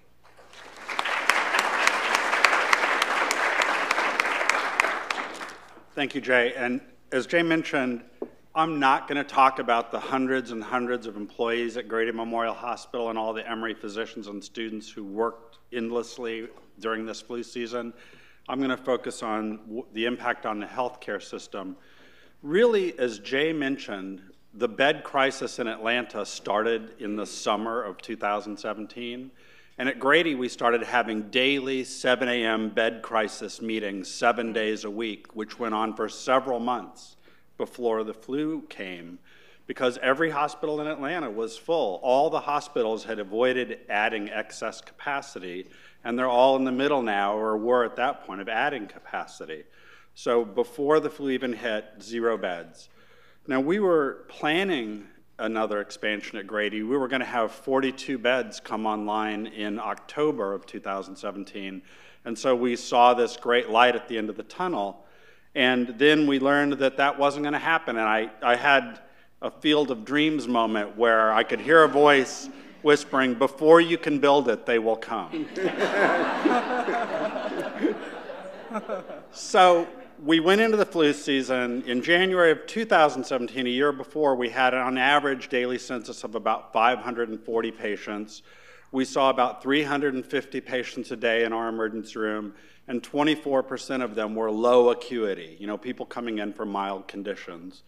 In January of 2018, we saw 519 patients per day. 19% of them were low acuity. So what that means is that every day we were seeing approximately 100 sick people per day in the emergency room compared to last year's influenza. And we were admitting about 60 extra patients per day. Now, not all those actually ever made it to the inpatient ward, because what happened very quickly with we went from having about 15 to 20 patients per day waiting in the emergency room for a bed to where at one point we were almost at 100 patients waiting for an inpatient bed. So what happened is that when your system is that full, you basically lose the ability to manage patient flow. It becomes almost impossible, and the whole system gums up. And you have to spend a lot of time trying to ungum it. One consequence of this was that the average time when a patient came to the emergency room and was sick to when they actually occupied a bed on the inpatient unit went from 13.5 hours in 2017 to 20.3 hours in January of 2018. So an additional 7 hours on average that people stayed in the emergency room waiting for a bed. Now, what types of beds were we sending them to? Oh, actually, let me go back to one thing that made the news. We also needed to get people with mild influenza out of the emergency room setting because the emergency room was full of people waiting for beds. So we brought in basically a mobile home on wheels. A lot of people probably heard about it, that had exam tables in it, and we were able to divert a lot of patients over to there to keep them from being seen in the emergency room. And that was one successful strategy, is to set up an alternative care site for people with actual influenza. And that allowed us to focus more of our efforts in the emergency room on the people that were very sick. So realizing that we were out of beds, very early on we opened up our post-anesthesia care unit and had hospitalized patients stay there. We opened up our burn unit, which had some extra capacity, and had patients stay there. But because we needed many, many more beds, what we were forced to do is we converted waiting areas on the inpatient wards into inpatient bed spaces. And these were rooms that were about 12 by 25 feet, and we converted them to handle anywhere from 4 to 7 patients, depending on the size of the room. So on average, you would have about 6 gurneys lined up with privacy screens between them, and you would have nurses, et cetera, and doctors taking care of those patients. Now, these are less than ideal conditions. Some people wanted to stay in the emergency room because there was actually a little bit more private rooms in the emergency room than you would find up on the wards. But really, we had to keep patients in all of these areas. One result of this is that patients felt like they were being singled out. And I remember one patient that I saw in that area said, "You don't understand, I have insurance, you can give me a private room." Another one of my patients that was in the emergency room waiting for an inpatient bed, who always gets admitted, he will never come to the hospital and not get admitted, I told him, "You've got to go home, we don't have any room at the inn." And he went home. So these conversations happened every day. So on average, we added about 40 beds to the inpatient units, and we were able by that to have about 15 intensive care unit patients boarding in the ER for at least 24 hours every day. So we had an alternate ICU in the ER. And we also had, as I mentioned, several dozen patients boarding in the ER every day. What next? We didn't know when the flu was going to peak. So we looked at opening up one of 2 spaces, either the cafeteria or the hospital lobby, because these are the 2 largest open spaces in every hospital, are either the lobby or the cafeteria. When you think about modern hospitals, there's not a lot of extra space. So we had actually developed plans for which one of those we were going to open next. Luckily, the flu crisis waned. So what are going to be the long-term effects? If you look at the first 3 months at Grady Hospital, what you can see is that we had hundreds of healthcare workers working really long hours, hospital crowding, alternate care sites, and our quality metrics took a huge nosedive. The effect of that is likely to be that we will be paid millions of dollars less this year for providing care from Medicare than we were the year before that, unless we can work 3 times as hard to try and prevent hospital complications in the second part of the year. So I think that this is going to have a lasting impact on the institution this year based on the way that healthcare currently operates in the modern environment. And so I think it was a very tumultuous time. We managed to pull through, and we managed to provide care to patients. But if you run a healthcare system and you're depending on the hospitals to have a bunch of excess capacity if a major disaster hits, I think you really need to rethink your plans. Thank you.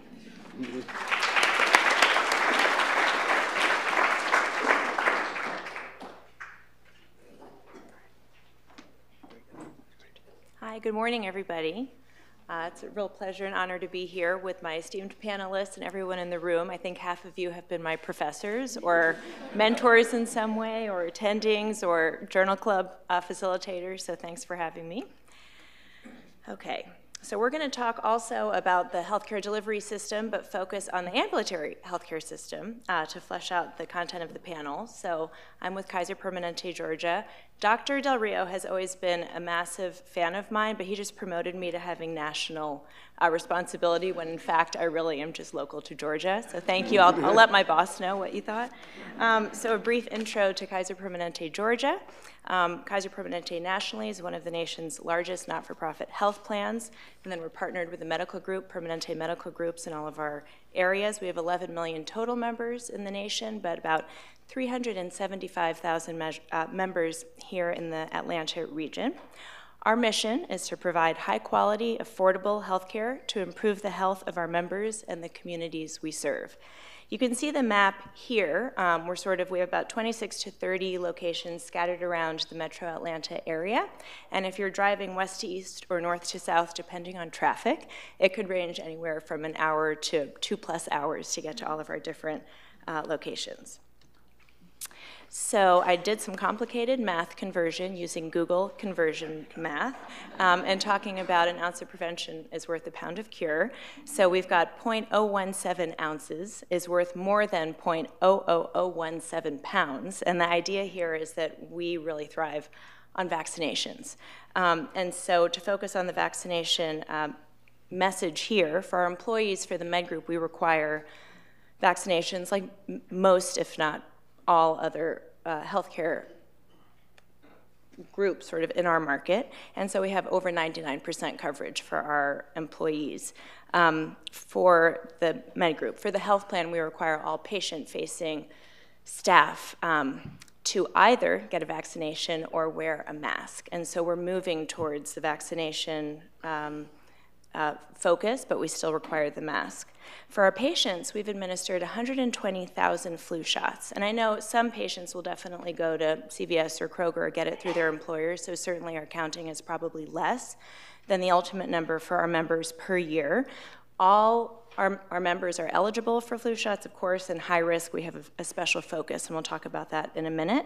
We also focus on eliminating disparities, especially in our region. We want to eliminate disparities between different groups.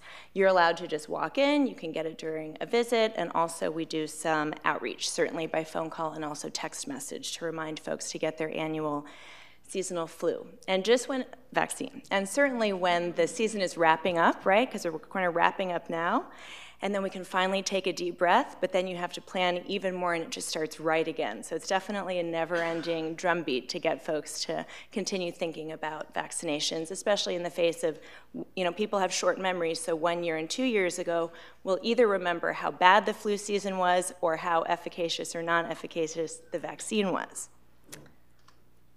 Access for ambulatory, obviously we don't have our own hospital, so we're relying on the lack of hospital beds definitely in the market. So we try and prevent as many hospitalizations for flu as we can with a vaccine strategy. That said, we still have a lot of access needs in our ambulatory world. So we have a lot of in-person opportunities, and we can flex depending on the needs during the flu vaccine on or off. So we have your regular office visit with a primary care doc or covering provider. We also have an emergency meeting every day, basically during flu season, but ours is at 5:30 a.m., not at 7 a.m., to plan for staffing of our clinics. So we provide coverage where we see the biggest demand. We also offer 24/7 emergency care visit services in 3 different areas around the city: urgent care, express care, you can see advanced providers, physicians, et cetera. Hospital care as needed, obviously the beds are tight. And so we work with our partners to try and figure out where's most convenient for our members to get in, and work with our hospital partners on access issues there as well. For virtual coverage, we obviously wouldn't want people who don't need to be in terms of acuity and or infectiousness coming into the clinics when they don't need to, and also giving an opportunity for triage. And And so we have an integrated phone system. We have an on-hold message every time you call in. If any of you are members or your family are, I hope you haven't had to wait too long. But for the short time that you might wait, you're going to hear reminders about flu coverage and the flu vaccine as well. We have 24/7 advice nurses so that we can help triage and answer questions, worried parents, worried grandparents, worried kids if they choose to call in themselves, and give them advice on whether they need to come in or get treated over the phone. And then we'll populate an algorithm for phone treatment to try and avoid unnecessary visits as well. We also do formal phone visits with members of the care team and also video visits so that we can see our members and provide them care without them actually having to come in, frequently from the comfort of their own bed, whether they're wearing regular clothes or in their jammies because they're not feeling well. And then finally, email messages. We have hundreds of thousands of email messages going back and forth to provide care through that medium as well. We do focus on high-risk populations. We just heard, though, that we're really worried about mortality for non-high-risk populations as well, so we really just try and focus across the spectrum of the population. But we do have particular targets for children less than 2 years old, pregnant women, greater than 65-year-old population, and then any age comorbidity, which we had talked about before. And then every time we log into our electronic medical record, we happen to use Epicare, we call it KP Health Connect. And every time we log in, we might see a message. This is an example of a message where we're reminding folks about pregnant patients. Every pregnant patient is considered high risk for influenza. And then we talk about when we might need to test, when we might want to treat, and some other sort of algorithmic reminders around what you do with high-risk flu patients when they come in. We send out education to our providers, quality e-pearls. This is just an example. We remind folks, that slide we saw before, about what a normal clinical presentation might be. So we talk about adults, pediatrics, and we try and bust flu myths. There's a lot of flu myths out there in terms of the flu vaccine. And so we sort of have every other week, we try and bust a different flu myth, both for our providers as well as for our members. I did get some late-breaking data that we had administered, I think, 14,000 doses of Tamiflu over this season for those that we know about. And we did have Tamiflu on hand basically every day. You might need to drive a little bit to a different pharmacy, but we did stock that for the season. We care about hospitalizations as well, and just wanted to show we track, all of us in the market are tracking the weekly influenza intensity using CDC and other publicly available data. And it did hit us really hard in the market here, and not having our own hospitals, then we had to work closely with our partners. We had 177% increase in our hospitalizations from this year over the same period last year, and we don't even have half of the data in yet from our claims data. So we're expecting to see that number go up even more. So obviously it's hitting all of us hard from this last season. And just to wrap up, I know my time's almost done. I was trying to show how frequently we saw flu in my clinic. When I just had one random day in mid-January, almost everybody had flu-like symptoms. Many were tested, many tested positive, and many were treated with Tamiflu.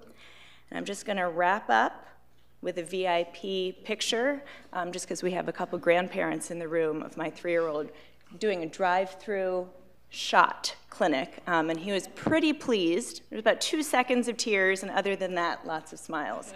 And we're trying to vaccinate both our own members as well as members of the community through these efforts. Thank you.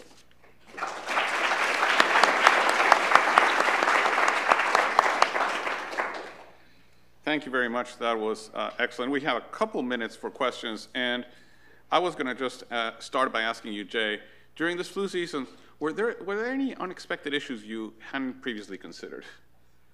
One thing that came up in a weird way was the use of masks. Background is the Joint Commission, we're about ready for an inspection, has been cracking down on wearing surgical masks outside the operative suite. So we had just finished a campaign to take off masks. Now this flu season, we had worried well healthcare workers wanting to wear masks. And this flu also was associated with a pretty prolonged post-viral cough. So we had a lot of people wanting to wear masks because of the post-viral cough. So on one hand, we had been trying to discourage mask use. On the other hand, we had people wanting to wear masks. So trying to develop a cogent mask policy was something that was challenging, something that we hadn't really done before and caught us off guard. Thank you. Carlos, can I add one thing? Another thing that nobody could have planned was that because of the hurricanes earlier, there was a nationwide shortage of saline. So if you're used to using saline, it's a little bit of an adjustment to use lactated ringers or something else, you know, so it just complicated care. I think one of the issues that we all faced clinically was that I ran out on testing kits. You simply couldn't get people tested because there weren't enough kits available. So, Kate, can you start and just tell us what you guys did as far as what your testing strategy was? Yeah, I was trying to get the number of the total tests that we had run, and I don't have the final number, but we try and follow guidelines, which is that if somebody presents with a classical symptom array, then we needn't test everybody. And so we try and save on the testing along those lines. If it's going to change our decision to treat, then we would run the test. So we ended up not running out of testing materials on our end, but we tried to have folks think about resource stewardship and guidelines and would it change our threshold for treatment or not. How about you, Jeff? Since we were running short on testing, we focused on testing people who were admitted to the ICU, where we were considering influenza pneumonia in the differential diagnosis, so we wanted to make sure that we had the ability to test those patients. Jay? Yeah, similarly, we focused our testing on those admitted, and you know, as with many flu seasons, when it's the middle of flu season, and since somebody is not severe enough to get admitted, you treat empirically. We had two testing platforms. We had a respiratory virus panel, which is expanded, which is important for the immunocompromised population because it tests for a wide variety of viruses. Then we had more of the, you know, it was all molecular testing, but we had one that was flu RSV specific, and that's the one we kind of ran out of reagents, and we just had to prioritize its use for those inpatients. Thank you. Bob? Yeah, Jeff, in particular, you know, one of the things you didn't really address, which we talked about earlier, that the possibility exists in a future pandemic of a lot of individuals presenting with primary viral pneumonia or essentially ARDS, and you didn't really address ventilator utilization and whether or not there's enough. I mean, we live on a razor's edge in healthcare, and anything that stresses it can really produce some of the things you talked about. Well, that was one area you didn't mention. Can you address it? You know, because of disaster preparedness, we actually had enough ventilator capacity. But one of the issues is if we had to expand beyond where we were, we didn't have the medical gas capacity. Because under new guidelines and requirements, you have to have specific ways that your medical gases are delivered. And just having bedside oxygen in those overflow areas ended up being a huge issue because you have to have huge oxygen canisters that have to be secured to the wall with heavy chains because those little canisters would run out after a few hours. So, you know, just supplying regular oxygen, let alone vacuum it sort of like you need with ventilators, ended up being a big issue. Just what about personnel for patients? Yeah, I mean, obviously, the personnel were few and far between. I mean, it was very hard to staff all the extra beds, and if there was another 30 ventilator patients, we would have just been out of our capacity. I mean, you know, it would have been very, very difficult. Regarding the staffing issues, I think we were able to staff, but their care was compromised. For example, take an area like respiratory therapy or physical therapy. Our physical therapists would have to triage. Rather than seeing every patient on their list every day, they would not, which means that post-op patients wouldn't get mobilized. Patients who are trying to get off the vent would not get their early mobilization, and that clearly probably had an impact on some patients, which probably prolonged their hospitalizations, which may have compounded the patient flow situation. We have time for one more question. Okay. Hi, Kate, saw myth number 6 said if somebody's sick that they staying home and so forth and so on. Why is to protect others? For those of you who don't remember myth number 6, maybe you can recite it, but could you elaborate on why is that a myth?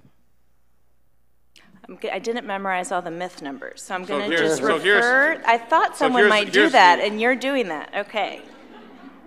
Myth number 6. If I do get the flu, I'll just stay home so I'm not infecting others.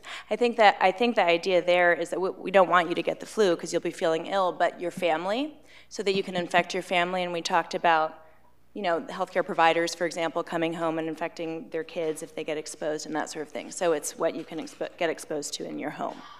We talk about that. So they think, and this is what we hear from our patients, because these are based on focus groups, that if they do get the flu, not a big deal, you'll just be fine, you just rest for a few days.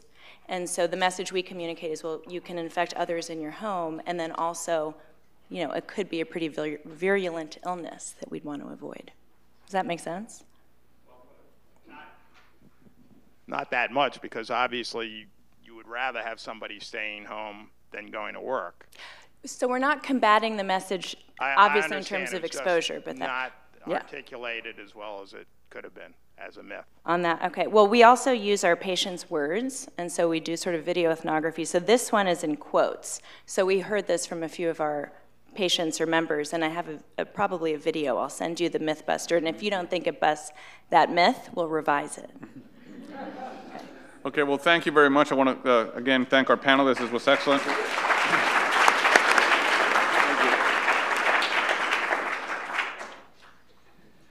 So moving on with other threats, we're talking now about H7N9 and beyond, and for that we have the pleasure of having with us Jackie Katz. Dr. Katz says as the Deputy Director of the Influenza Division and the Director of the WHO Collaborating Center for Surveillance, Epidemiology, and Control of Influenza at CDC. She is Associate Editor for Influenza and Other Respiratory Virals Journal, and the editor and co-author of over 300 research articles, reviews, and book chapters. And she's been recognized domestically and internationally for her work on influenza. Dr. Katz. So good morning, everybody. Let's see what I can do here. Okay, and no, I am not Dr. Yulong Xu, who very unfortunately could not join us because of complex visa issues. But I did want to recognize him because for many years he has been the director of the WHO Collaborating Center in Beijing at the China CDC and has really been front and center of H7N9 work since it began in 2013. And so I won't be giving his talk today, but I will be giving an Influenza Division version, thanks to Dan and Todd and other people in the audience who have helped gather slides very quickly. But I do want to say that the work that I will present is really reflecting a continuing collaboration between the US CDC and China CDC, particularly on H7N9, and understanding through the multiple waves the epidemiology and also data and information sharing. So I'm going to be talking more about the viruses that keep us up at night. These are the novel influenza viruses that are not currently circulating amongst humans, but for which we worry that with some additional changes, genetic changes, they could be the cause of the next pandemic. And really, since the mid-1990s or so, the number of novel influenza A virus infections in humans has increased over 30-fold, and it's most likely due to improved detection and surveillance, but also the convergence of increasing human population and animal populations in different regions of the world, and particularly in Asia, as we'll see for the avian influenza viruses. So you'll see a selection here, starting with H5N1 in 1997 was really the first eye-opener that avian influenza viruses can cause human infections when they caused an outbreak in Hong Kong. And I'll just transition through. Here's the pandemic virus of 2009, which was of swine origin, other swine origin viruses that emerge every year, particularly in the United States, associated with agricultural fairs, and focus mostly today on the H7N9, which first emerged in 2013. But as you can see, there's constant novel subtypes emerging, albeit causing one or few human infections, but the numbers and varieties continue to increase. So before I talk about H7N9, I just wanted to quickly recap on the H5, highly pathogenic avian influenza subtype that, as I said, emerged in 1997 and re-emerged in 2003 and 2004. While we're seeing fewer human infections right now, we are seeing quite a diversity of the H5 subtype, because what was originally just H5N1 viruses have now diversified with the H5 hemagglutinin acquiring different neuraminidase. And so now we see circulation of H5N2, H5N6, H5N8, in addition to H5N1. And in particular, the H5N8s that you can see here with the yellow dots, you can see that they're spread through the Indian subcontinent, the Middle East, Europe, and even all the way down here to South Africa, has been quite extensive. And at the moment, they're the most successful in moving from different bird species. However, it's the H5N6 viruses most recently that have caused human infections. So H5N1 has caused a total of 860 laboratory-confirmed human cases in 16 countries, with a high fatality rate of about 50% or more.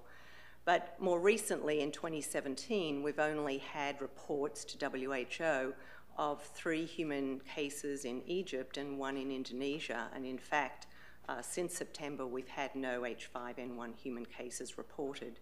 However, the H5N6 subtype is now, since 2014, causing more human infections than H5N1 in China, with the most recent cases being reported in September 2017. And all of these cases in general have in common exposure to poultry as the main risk factor, and thankfully we're still not seeing sustained human-to-human transmission. So I'm going to transition now to H7N9, and you can see with the most recent wave that occurred in 2016-17, the number of human H7N9 cases with a steep trajectory since its introduction in 2013 has now overtaken the number of human infections with H5N1. And this is the different waves, and most recently, and what caught our attention most dramatically, was the 5th wave starting in September 2016 and going through till mid-2017. You can see a very large increase in the number of human cases over the previous years, and almost more cases than the 4 previous waves. So why is this happening? One reason is probably it's been recognized in the 5th wave that the poultry, the H7N9 in poultry has really moved throughout China. So this is, first of all, the human cases of the first waves, and you can see the intensity is shown here by the green, so the darkest green have the most cases, and you can see that the southern part of China and the eastern part of China had the most cases. But in the 5th wave, you can see that this is really spread through most of the country, and we've seen human infections as far as Inner Mongolia, and now also bordering many other neighboring countries. And so, as I mentioned just before, studies have shown that this is probably associated with the spread of the virus in poultry. It was noted that in the 5th wave, there was more poultry infected in rural and peri-urban areas, and that has also been demonstrated with some of the human cases. However, all 5 waves have generally still the same epidemiology in common. The age is older than H5N1, quite substantially so. So we're talking about the median age being 57 years versus quite a younger 19 years for H5N1. The gender distribution is consistent throughout the waves, the 70% male, and at least more than 50% of individuals had at least one chronic illness underlying the disease. And 90% of individuals like H5N1 infections had exposure to birds in poultry or live bird markets. So the level of severity persisted in the fifth wave also, similar to what was seen in earlier waves: pneumonia in 90% of the cases, ICU admissions for 70%, and a high case fatality rate that really didn't change over the 5 waves. The most common symptoms were fever, cough, and fatigue as the early symptoms. And there was also a study done looking at the clusters, small transmission clusters or possible transmission events among humans, looking at the fifth wave and comparing to the first 4 waves. And they did not see significantly different number or either the number of clusters or the number of people in each cluster didn't change significantly between the waves. So again, we're not seeing any sustained human-to-human transmission, fortunately. So I should have mentioned earlier,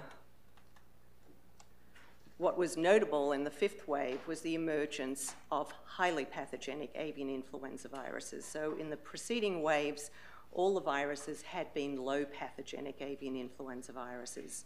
Highly pathogenic avian influenza viruses have additional mutations in their hemagglutinin gene, which allow them to replicate systemically in poultry and cause a rapid fatal disease. So the question was, when we saw human infections with highly pathogenic avian influenza viruses, was the disease any more severe? And right now, I think the available information says not really. Again, a study was done showing that the highly pathogenic cases were more likely to have been exposed to sick or dead poultry, so that's also an indication of being exposed to birds with highly pathogenic avian influenza viruses. The low pathogenic H7N9 viruses does not cause severe disease in the birds. And then the other point to note was the highly pathogenic cases were generally hospitalized earlier. So there's been a total of 28 human cases of H7N9 of the highly pathogenic variety, and most of these have been in the southeastern region where highly pathogenic viruses have been detected in birds. But often the detection in birds has come after the recognition of the human cases. So this is just a distribution of the viruses in poultry, and you can see that it's quite widespread, and the highly pathogenic avian influenza viruses are shown here in red. So what do we know about the virology of the viruses? So in the fifth wave, we saw a distinctive change in the genetic makeup of these viruses, in that there were 2 lineages circulating, but the Yangtze River Delta lineage, shown here in the pink box, is really what predominated and became the successful virus, including the viruses that infected humans. The other lineage, known as the Pearl River Delta lineage, there were far fewer human cases and also less detection in poultry. But within the Yangtze River Delta lineage is this group here, the highly pathogenic group, which formed their own subcluster. So we had available to us most recently over 580 viral gene sequences. These are coming from colleagues in China, either at the provincial level or at from China CDC.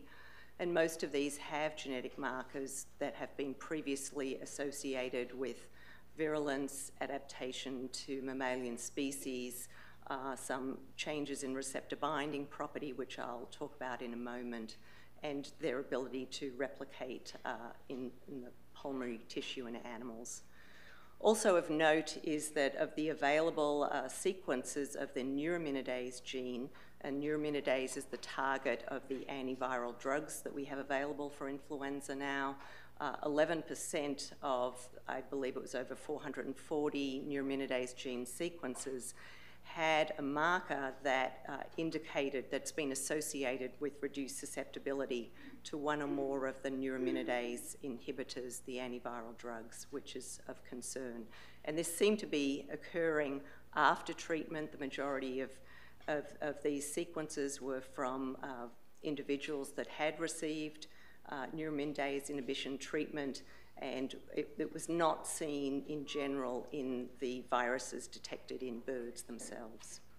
So as I mentioned, the Yangtze River lineage virus was the predominant virus now of the wave 5, and notably we also noticed that it was a poor antigenic match to the virus that had been stockpiled by HHS, which was based on the first wave virus from 2013. And so there was a need to make new candidate vaccine viruses.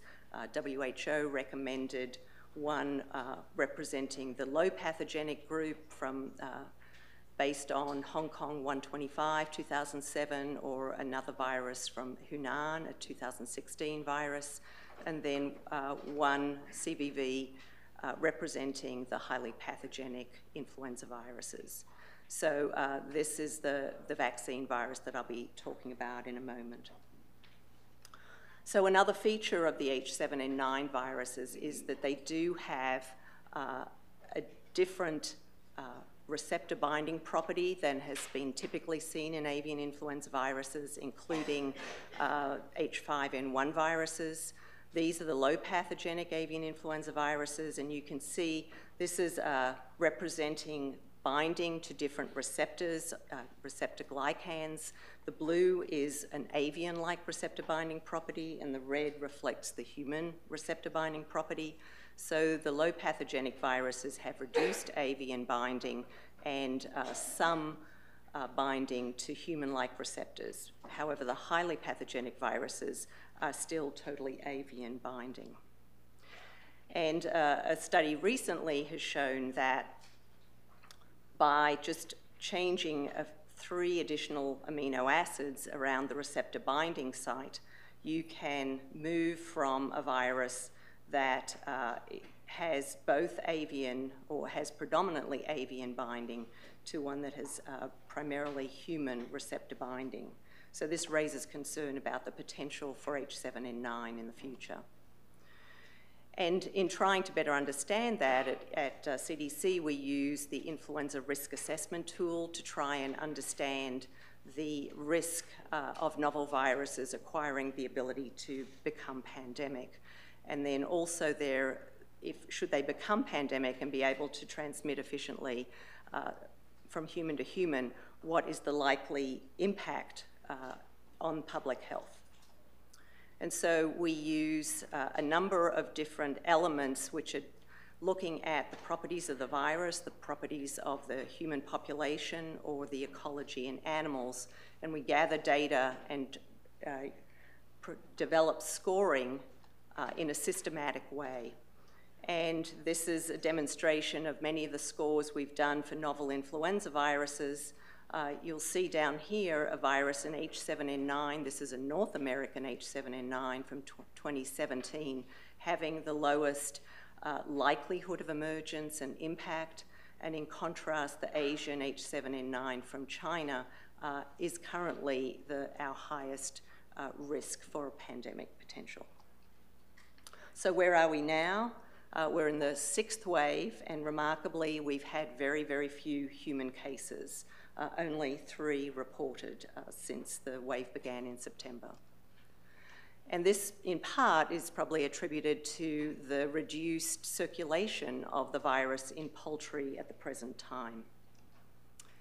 So there's been some active response measures through China has modified many of its industry practices. They've centralized slaughtering, they've moved them to large farms that have better containment and biosecurity.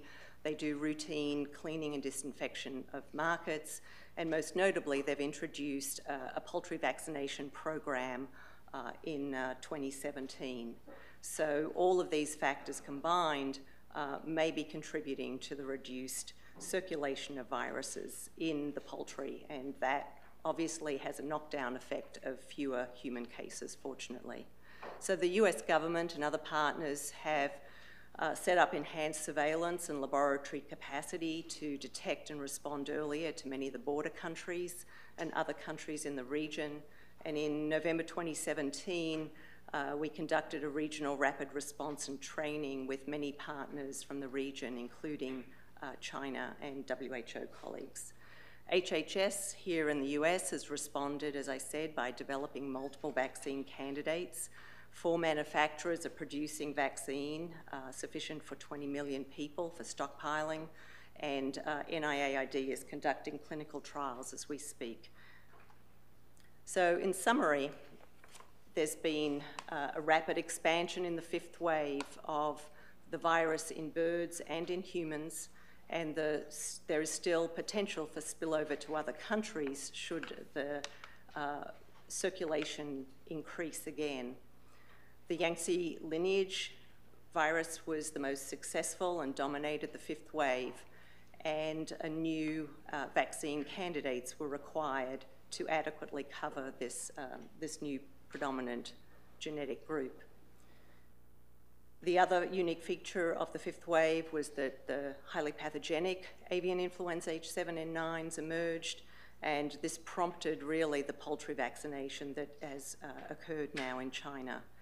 However, it's uncertain what impact this will have, and whether we're seeing a direct effect of vaccination now through the reduced or supposedly reduced circulation of the viruses, and what this will do in the future for the virus. Nevertheless, H7N9 remains our highest risk for emergence as a pandemic virus, and potentially a severe pandemic if it were to emerge in its current form. We continue to do investigations and response and many interagency activities to continue to address and mitigate H7N9 viruses. So I'll leave it there and thank all my colleagues.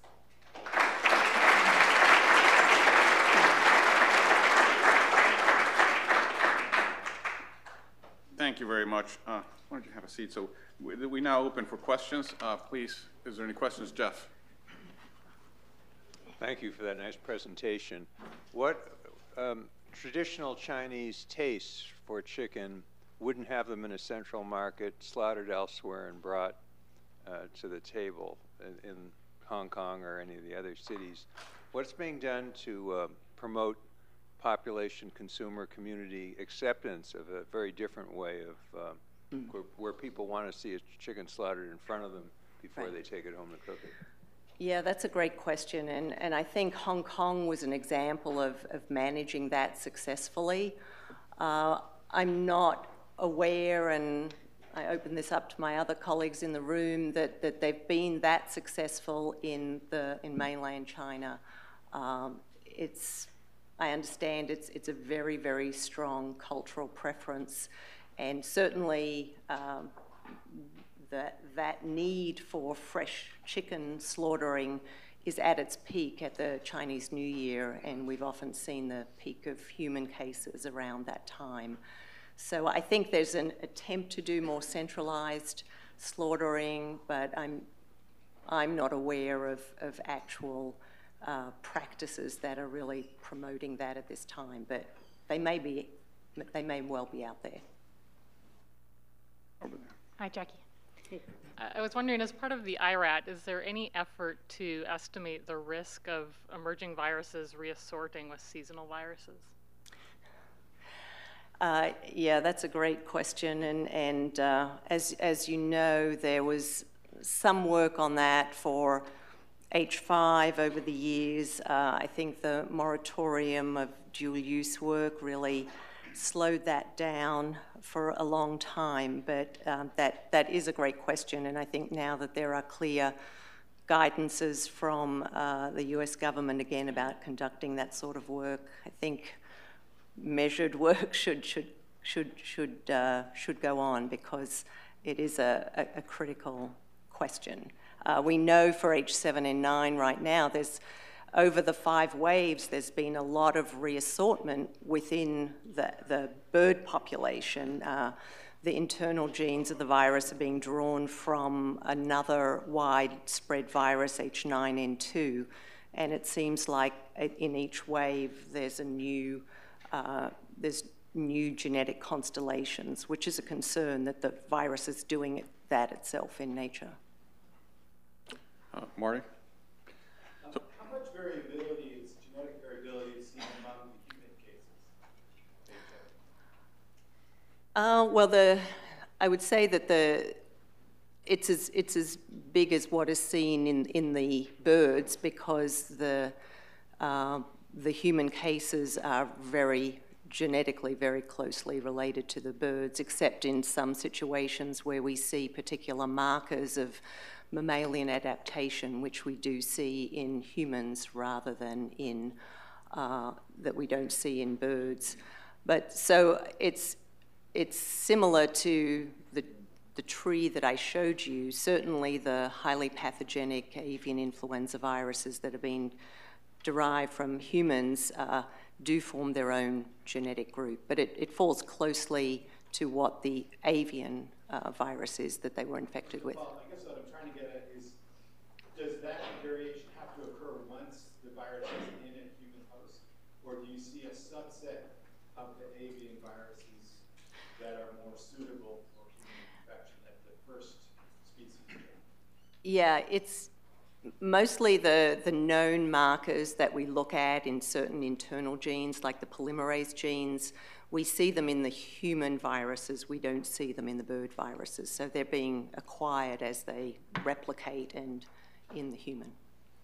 Over here. Yeah, so what do you think about vaccinating chicken flocks? Isn't there the concern that by doing that you actually drive evolution and you end up with different clades, as we have seen with H5N1, and then we need many vaccine seeds and many different stockpiles?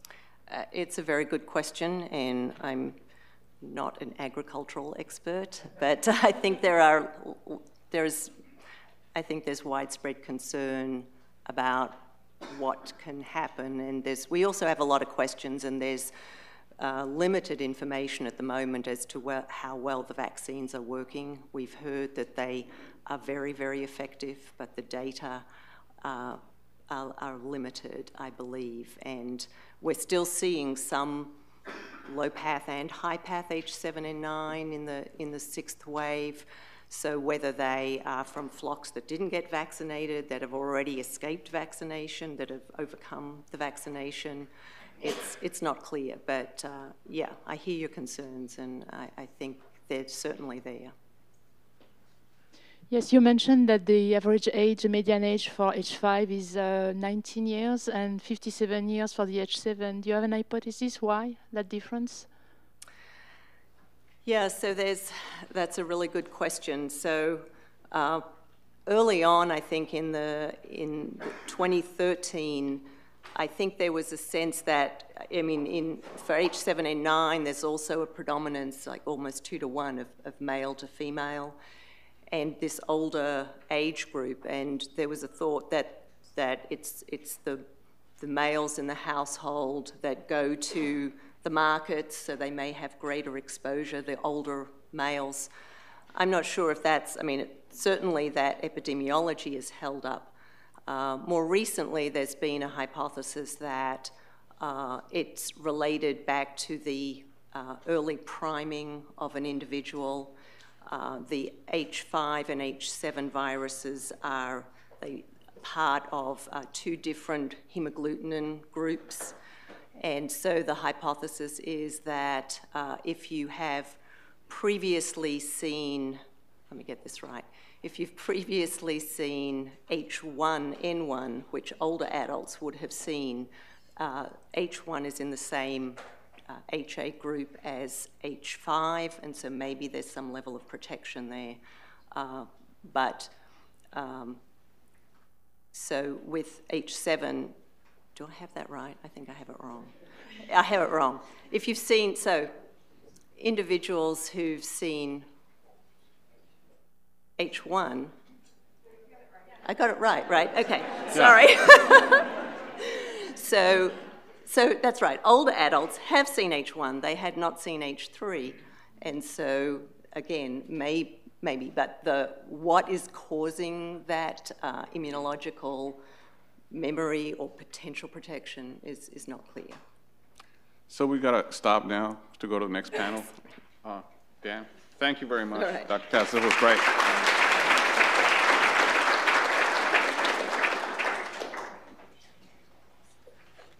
At this time, we will be having a point-counterpoint discussion on could a severe pandemic like 1918 happen again, with two guests that I'll introduce. If I could have them both come and sit. I'm in the middle between you two. So our first perspective will be from Dr. Michael Osterholm, who is a Regents Professor at the University of Minnesota. His 2017 book, Deadliest Enemy, Our War Against Killer Germs, addresses the most pressing infectious disease threats of our day and how to address them using a 9-point strategy. Preventing a global flu pandemic tops the list. Dr. Osterholm has been an international leader voicing critical concerns regarding our preparedness for an influenza pandemic. So we'll start with Dr. Osterholm. Thank you, Dan. Well, first of all, I want to thank the organizers for having me here. And to note that I'm changing the title a bit. I haven't seen the title saying definitely. Nothing is definite in this world except that I have to answer to my family. And so I'm going to say the affirmative, meaning that I think there's a much greater chance. And I'm also going to expand upon what I think the impact of a pandemic will be today, well beyond what is the direct cytopathic effect of an influenza virus. And you'll see why that's important. So I'm breaking this down into really three areas: the virus, preparedness and response, collateral morbidity and mortality, as I've so labeled it. One looks at the virus. Let me just say, we heard earlier from John, seen one pandemic, you've seen one pandemic. And I think that one of the things I must give as a disclosure at this talk is I know a hell of a lot less about influenza today than I did 10 years ago. And the more I learn, the less I know. And I think there's a sense of humility we all must have as we begin to really unpeel the onion here. This is the example of the data I cited earlier. These are data from my colleagues at the Fogarty Center at the NIH and our group, which we went back and looked at the mean age of deaths and average life expectancy at birth. And you can see from the 1918 experience, the mean age of deaths was 27, but life expectancy at that time was 56. Then along comes H2N2, H3N2, both much higher average ages of death, and not that different, actually, from life expectancy itself, and very similar to what we'd expect to see with seasonal flu as such. So these were really pandemics on just seasonal flu on steroids. And then along comes 2009, where the mean age of deaths was 40, but if you actually adjust it based on life expectancy, it's actually a younger age group than we saw in 1918. It was primarily affecting certain groups, indigenous populations, pregnant women, those who had evidence of some kind of pulmonary obstruction already. And so there's something very unique here, and this is where the cytokine storm really did predominate among these individuals. And so you can't just label a pandemic a pandemic a pandemic. The strain-specific aspects are really very critical. In addition, John has already referred to this, but today remembering that we have a very different population today in the world than we did in 1918. If one looks at the number of people today, almost 7.6 billion people, and look where they live. Those in the green areas, the Organization of Economic Cooperative Development, which is the United States, Europe, and New Zealand.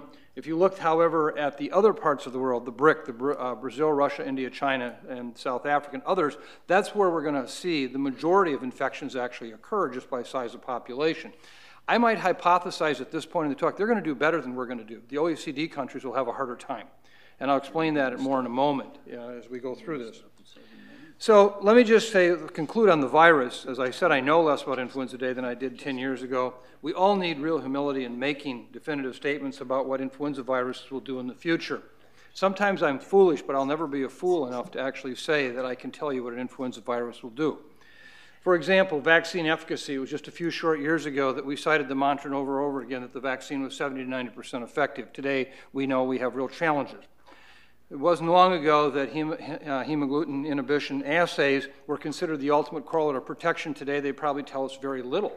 about vaccine protection. H5N1, where did it come from? Where did it go? Why did it change as it did?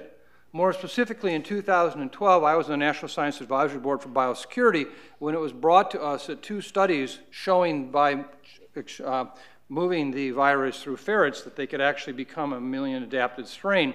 And there was predictions made based on the genetic changes seen in those ferrets and what was evolving in the H5N1 in the natural population that we were probably sitting on the precipice of a pandemic.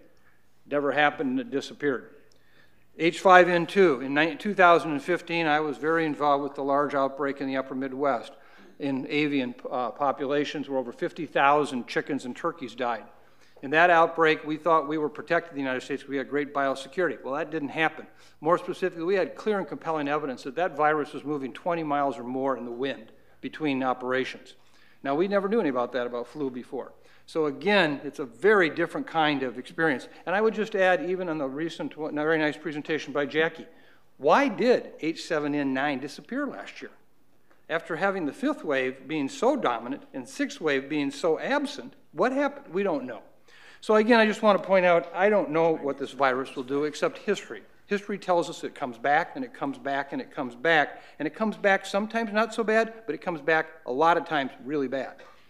If one looks at preparedness and response, I just want to point out, I think this really sums it up. These are data that were included in a report that we did from our center in 2011, the CIVI report. What you see here is in the light blue line is the influenza-like illness surveillance system from the CDC, with the actual percent of visitors on the right vertical bar.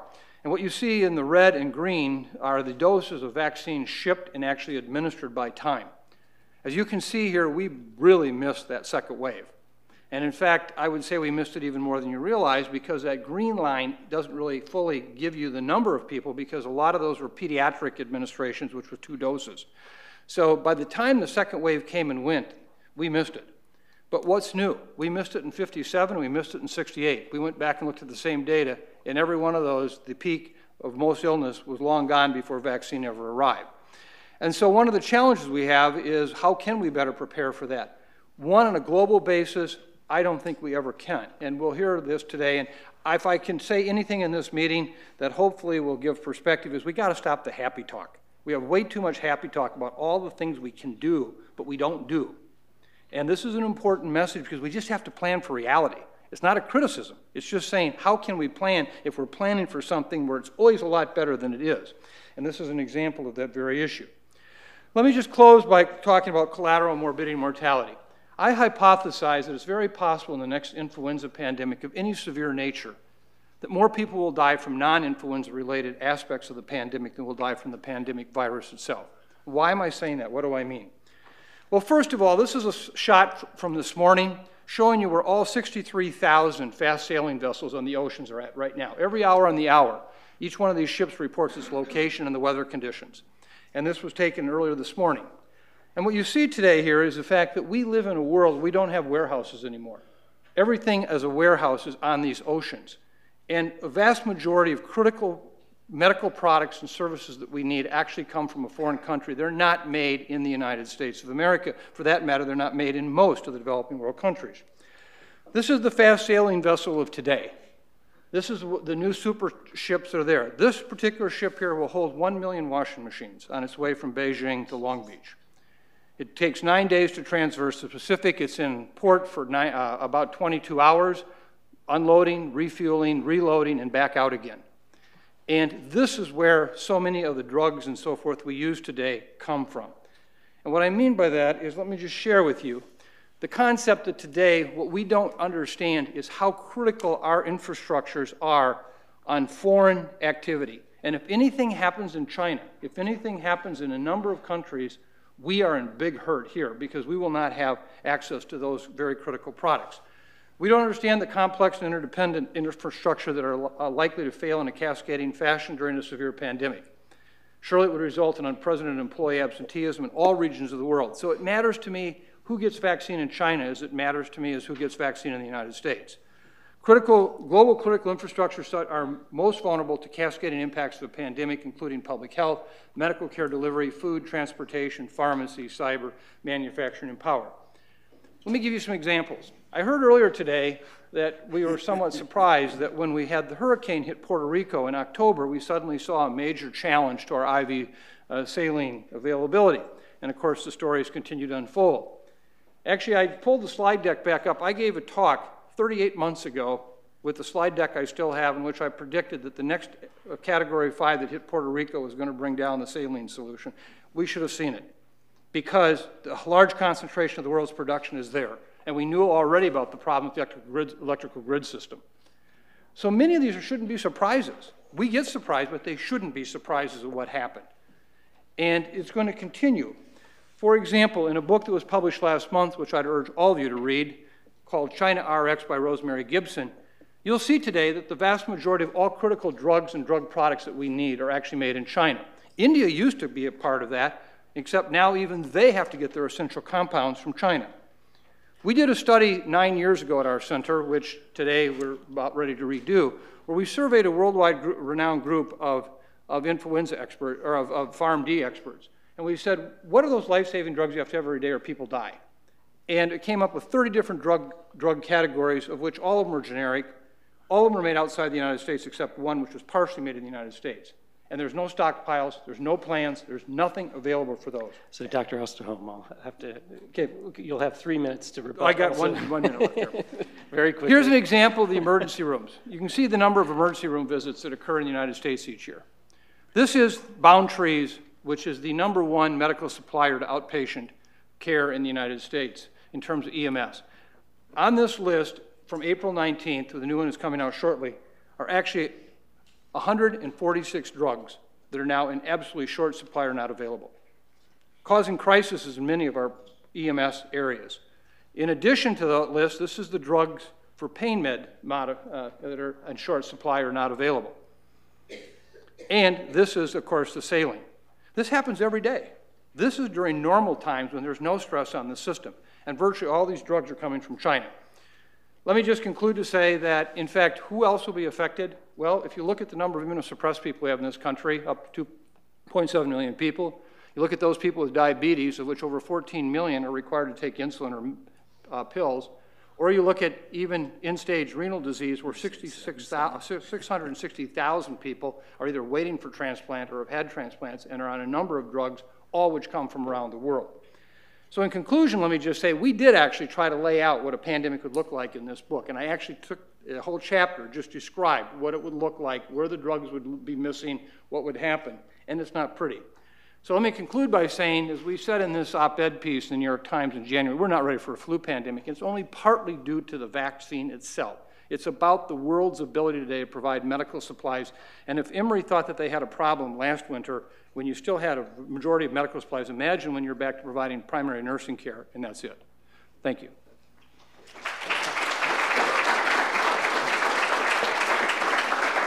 Our next speaker is giving the opposing perspective. I think we all know or believe that a pandemic will happen. The question is whether or not a severe pandemic is like 18 would happen again. Dr. Monto is the Thomas Francis Jr. Collegiate Professor within the Department of Epidemiology at the University of Michigan. His work is focused on the epidemiology, prevention, and treatment of acute infections with a keen interest in influenza. And during the last influenza pandemic, he was a member of the Emergency Committee making recommendations to WHO. Dr. Monto? Thank you, Dan. I'm going to start out with another aphorism. We've heard about, if you've seen one pandemic, you've seen them all. There's nothing more predictable than the unpredictability of influenza, and that certainly comes to both seasonal and pandemic situations. Who would have bet that only Australia and the United States would have severe H3N2 seasons in the past year? The rest of the world didn't experience it. Asia had, and a good part of Europe had mainly B outbreaks of relatively minor characteristics. There was a lot of more certainty in the past. I grew up in the era of giants, of Langmuir, of Francis, of Hilleman, and they all had very fixed opinions about flu. Having experienced the 47 pandemic, which was really not a pandemic, but a change in strain, when the vaccine didn't work, then there was a pandemic in 58, and then there was 57, and then there was a pandemic in 68. And we were supposed to have pandemics every 10 years. There was supposed to be shift and drift, which accounted for the pandemics. Shift being reassortment, and drift just being mutations. And we've heard about lots of reassortments going on without pandemics, and reassortments happening with pandemics. So we need to look at this and think outside the box, think about unpredictability, and think about things other than, for example, the pig as the mixing vessel. You all remember the pig as a mixing vessel, and it couldn't spread from avians directly to humans. Well, that went out in 2003, and that's when our worry about a 1918-like outbreak came in because of cytokine storm, about ARDS, and we have focused to a large extent on a 1918 coming back, and I think this may be a mistake in terms of creating expectations which we will never be able to meet, that we will be able to mitigate, but not completely mitigate a 1918 outbreak. So coming to the question, will 1918 occur again? My answer will be no, but it might be close. Why? Why? Because, again, of unpredictability. We do not know what the shape's going to be like. You look back in history, and you find Langmuir coming up with the plague of Athens from prehistory, which really wasn't flu. You come up with Francis identifying the new acquaintance in the court of the first Elizabeth, which was a seasonal outbreak and probably was flu. But you'd think that if it were like 1918 in a society that couldn't really cope the way our society, even in 1918, coped, you would have heard about this in the past. Okay, no, let's look at avian. We, again, in 2003, moved into real pandemic preparedness because of the emergence of H5N1, identified limited human-to-human transmission, which was unsustained.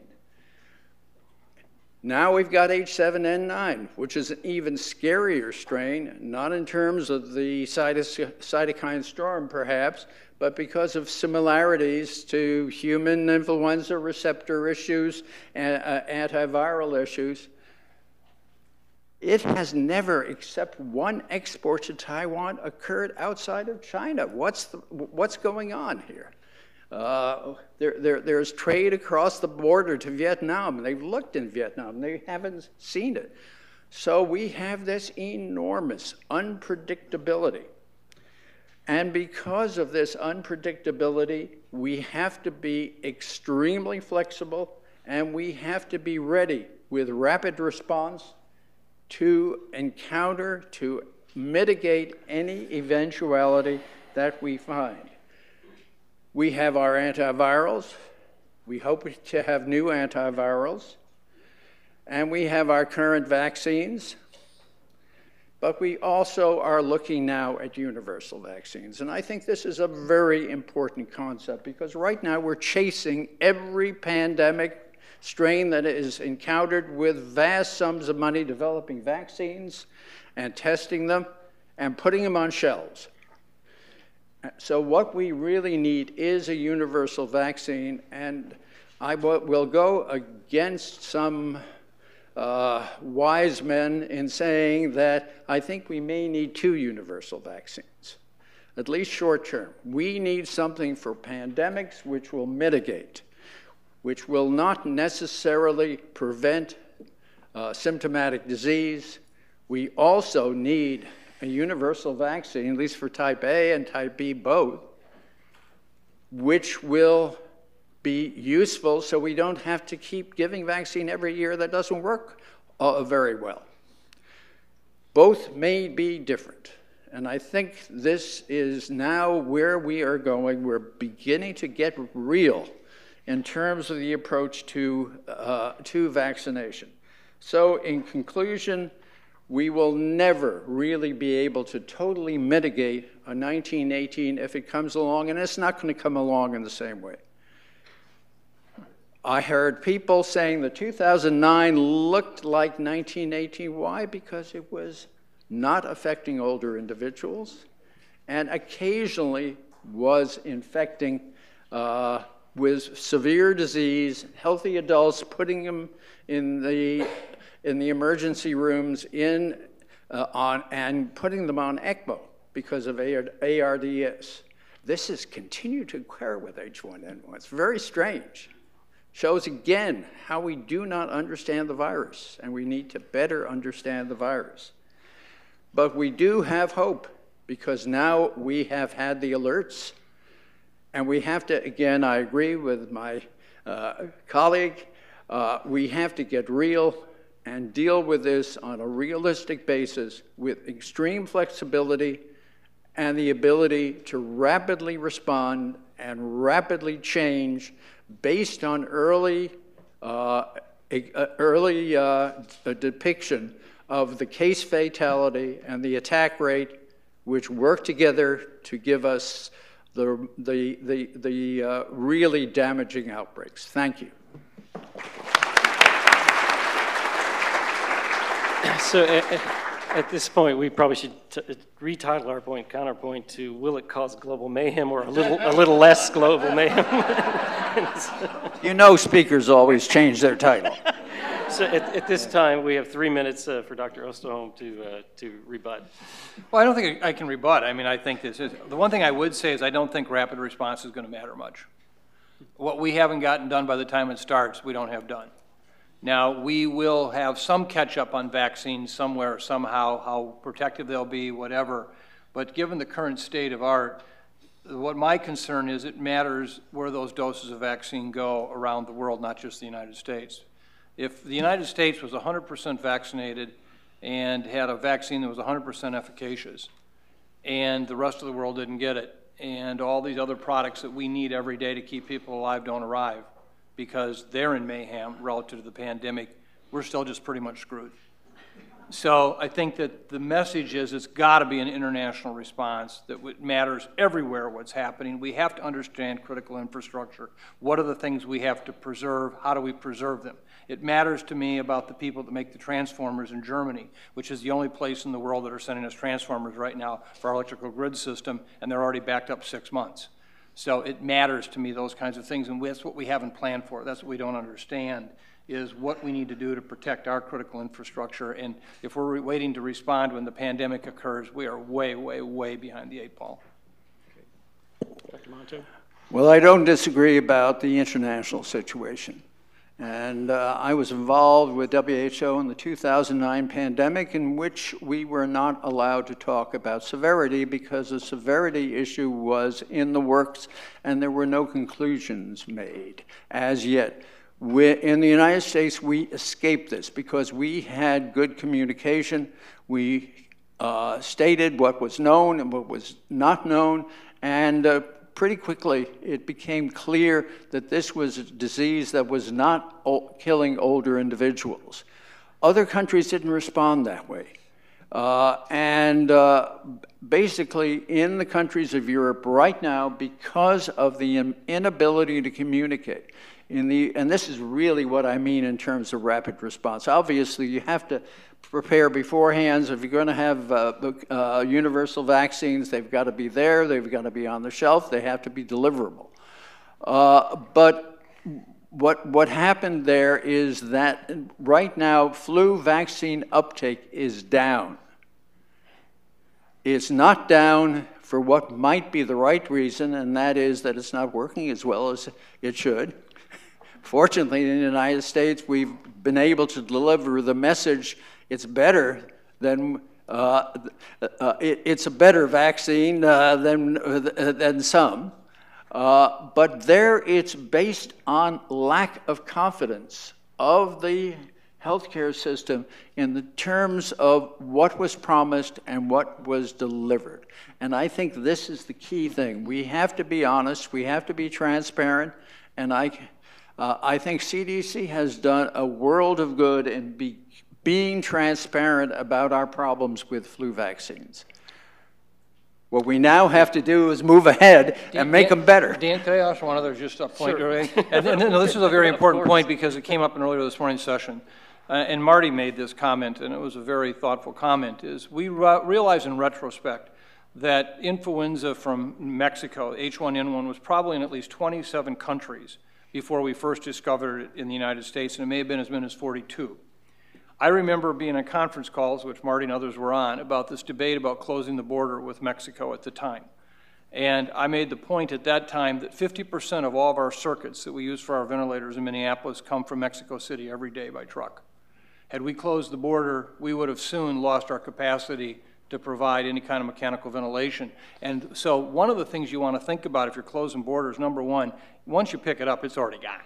Flu is the one disease that's going to be gone. The second thing is closing borders during a pandemic is going to have real implications for product availability that is absolutely critical that we can't lose. And other countries did close borders. Actually, I'm going to let you continue talking. If people have questions, why don't you raise your hand? And the folks with mics, but go ahead and last comment. No, and other countries did close borders. I was traveling and got off a plane in Cairo and had my temperature scanned. This at 110 degrees crossing the tarmac. Well, I checked out febrile at first, but then it went away. Are there questions? Yes, Dr. Cetra. Question and comment. While people are tossing out the great quotes, we have a consensus about what we don't know. And Stephen Hawking, who recently passed, I think has the best one on this, that the enemy of knowledge is not ignorance, it's the illusion of knowledge. And we're living in a time with a lot of illusory knowledge, and flu probably is just one of those. I couldn't agree with you more about the border issues. I think we learned very clearly around Ebola when there was a huge push about internationally and in the United States. At one point, 80% of the political leadership and the public was saying we should be really shutting down and closing borders into and out of West Africa. Clearly, the ability to do, in addition to the collateral damage, the ability to track and maintain movement and flow, not just of people, animals, and things, but critical infrastructure dependencies, is necessary. There are safe ways to manage risk that don't involve driving the risk underground into yet another blind spot. So I couldn't agree with you more about that. But speaking, so we agree about the blind spots. What I wanted to ask both of you is, Mike said the greatest risk and hazard in our blind spots is not appreciating the critical supply chain infrastructure. And perhaps we're elucidating that a little better, although I would argue maybe only you and a handful of people have really looked into this. What do you think are the other system-changing blind spots that we're not paying attention to right now to increase our resilience in terms of having a better chance to mitigate the impact? Well, I think you heard it this morning. We have basically gnawed down our healthcare systems to where we've narrowed it down, we've cut it down to the bone, and we're sucking calcium. I mean, there's nothing left, basically, for expansion of any kind of surge capacity. And that's not just in terms of facilities, it's also in terms of staffing. And so we have to understand that we're going to pay a price for that. You know, this wasn't that bad of a flu season if you look at the number of deaths. It actually wasn't. But it was a bad flu season from hospitalizations, medical care standpoint, because of the challenges it presented to a system that's very different than it was 25 years ago. And so I think that that by itself is a sign. Then imagine if you can't supply behind them. And the other thing is we haven't practically planned. For example, the Mayo Clinic has done an amazing job of anticipating the next pandemic. And what they determined was there's no way in hell they could stockpile enough N95s for their workers during that entire time. They just couldn't do it. So what they did figure out is they could stockpile enough Tamiflu so that they now have an entire cache of Tamiflu for every employee and every family member of every employee at the Mayo Clinic. And if they run out of N95s, they're going to promise Tamiflu to everyone who gets flu, including a family member, which is an amazing way to keep people coming to work, because you only get it if you keep coming to work. And that's what we haven't done in terms of the creative kind of planning where we know we won't have it. I might add that just the leading respirator company in the United States, and some people in this room know this, received over many years' worth of orders in the first 3 days of the 2009 pandemic. So if they had had full capacity for multiple years, they couldn't have met the order need. That's the kind of thing that we keep thinking is going to happen. And so we just have to prepare for those kinds of inevitable situations. Yeah, I think being realistic is the answer. And you mentioned respirators. I remember in the 2009 pandemic, the N95 debacle, in which everybody knew that N95 masks were not necessary, but you couldn't get policy through to say that N95 masks were not responsible, that healthcare workers were much more likely to get flu from their families than they were from their patients. And we had a situation, and CDC, to its honor, did try to do a study to get around this. And you really have to decide when evidence basis needs to end. The old joke about did we ever have evidence that jumping out of a plane without a parachute wouldn't work? We have to get real about some of these decisions and not be tied in an emergency situation, a critical situation, to make decisions just as Mike talked about, going with an antiviral. And I think right now, one of the major things that has happened in the flu world, and I've been in the flu world for longer than most of you, and this is the first time I've really seen a concentration both in terms of hope and also in terms of hopefully support for some of these activities. We've all had good ideas. We've had great ideas. We haven't been able to put them into effect, and maybe now we can.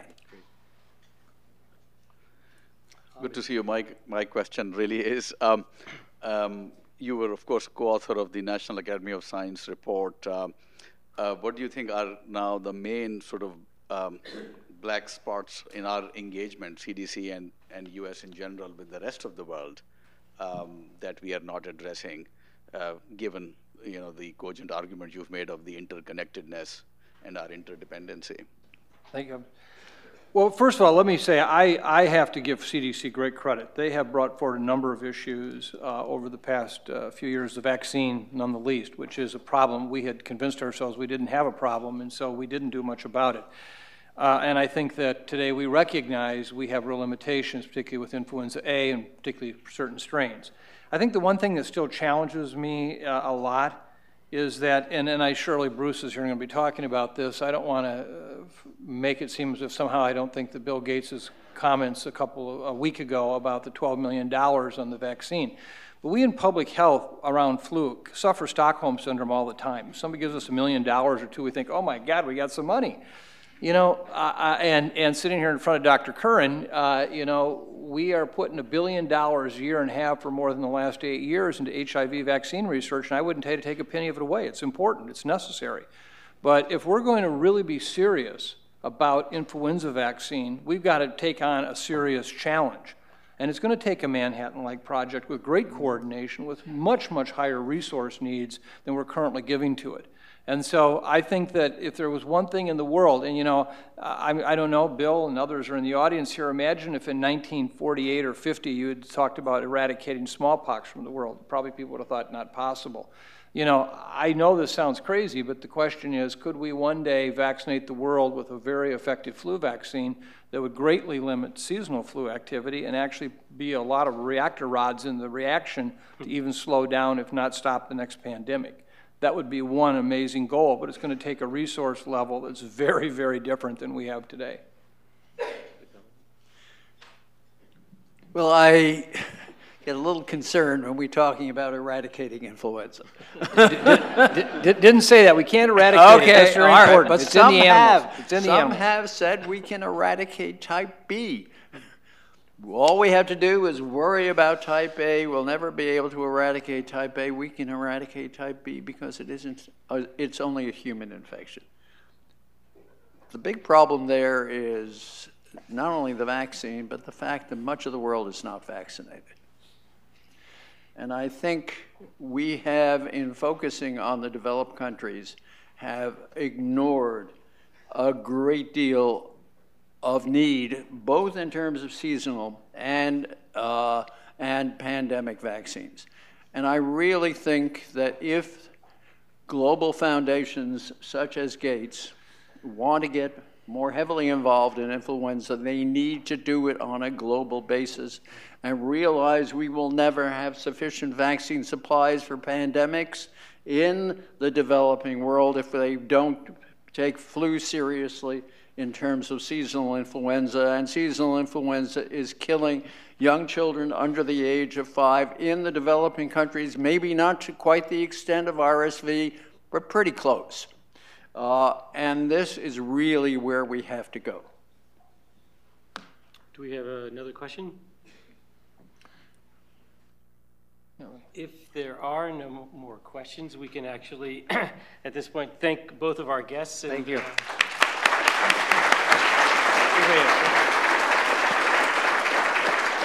So we have 5 additional minutes in a very tight schedule. You have until 12:30 to return. There are boxed lunches in the lobby. The restrooms are outside to the left. Please be back in here. You can bring your lunch back in with you if you didn't have time to eat it at 12:30 so that we can get started. Thanks.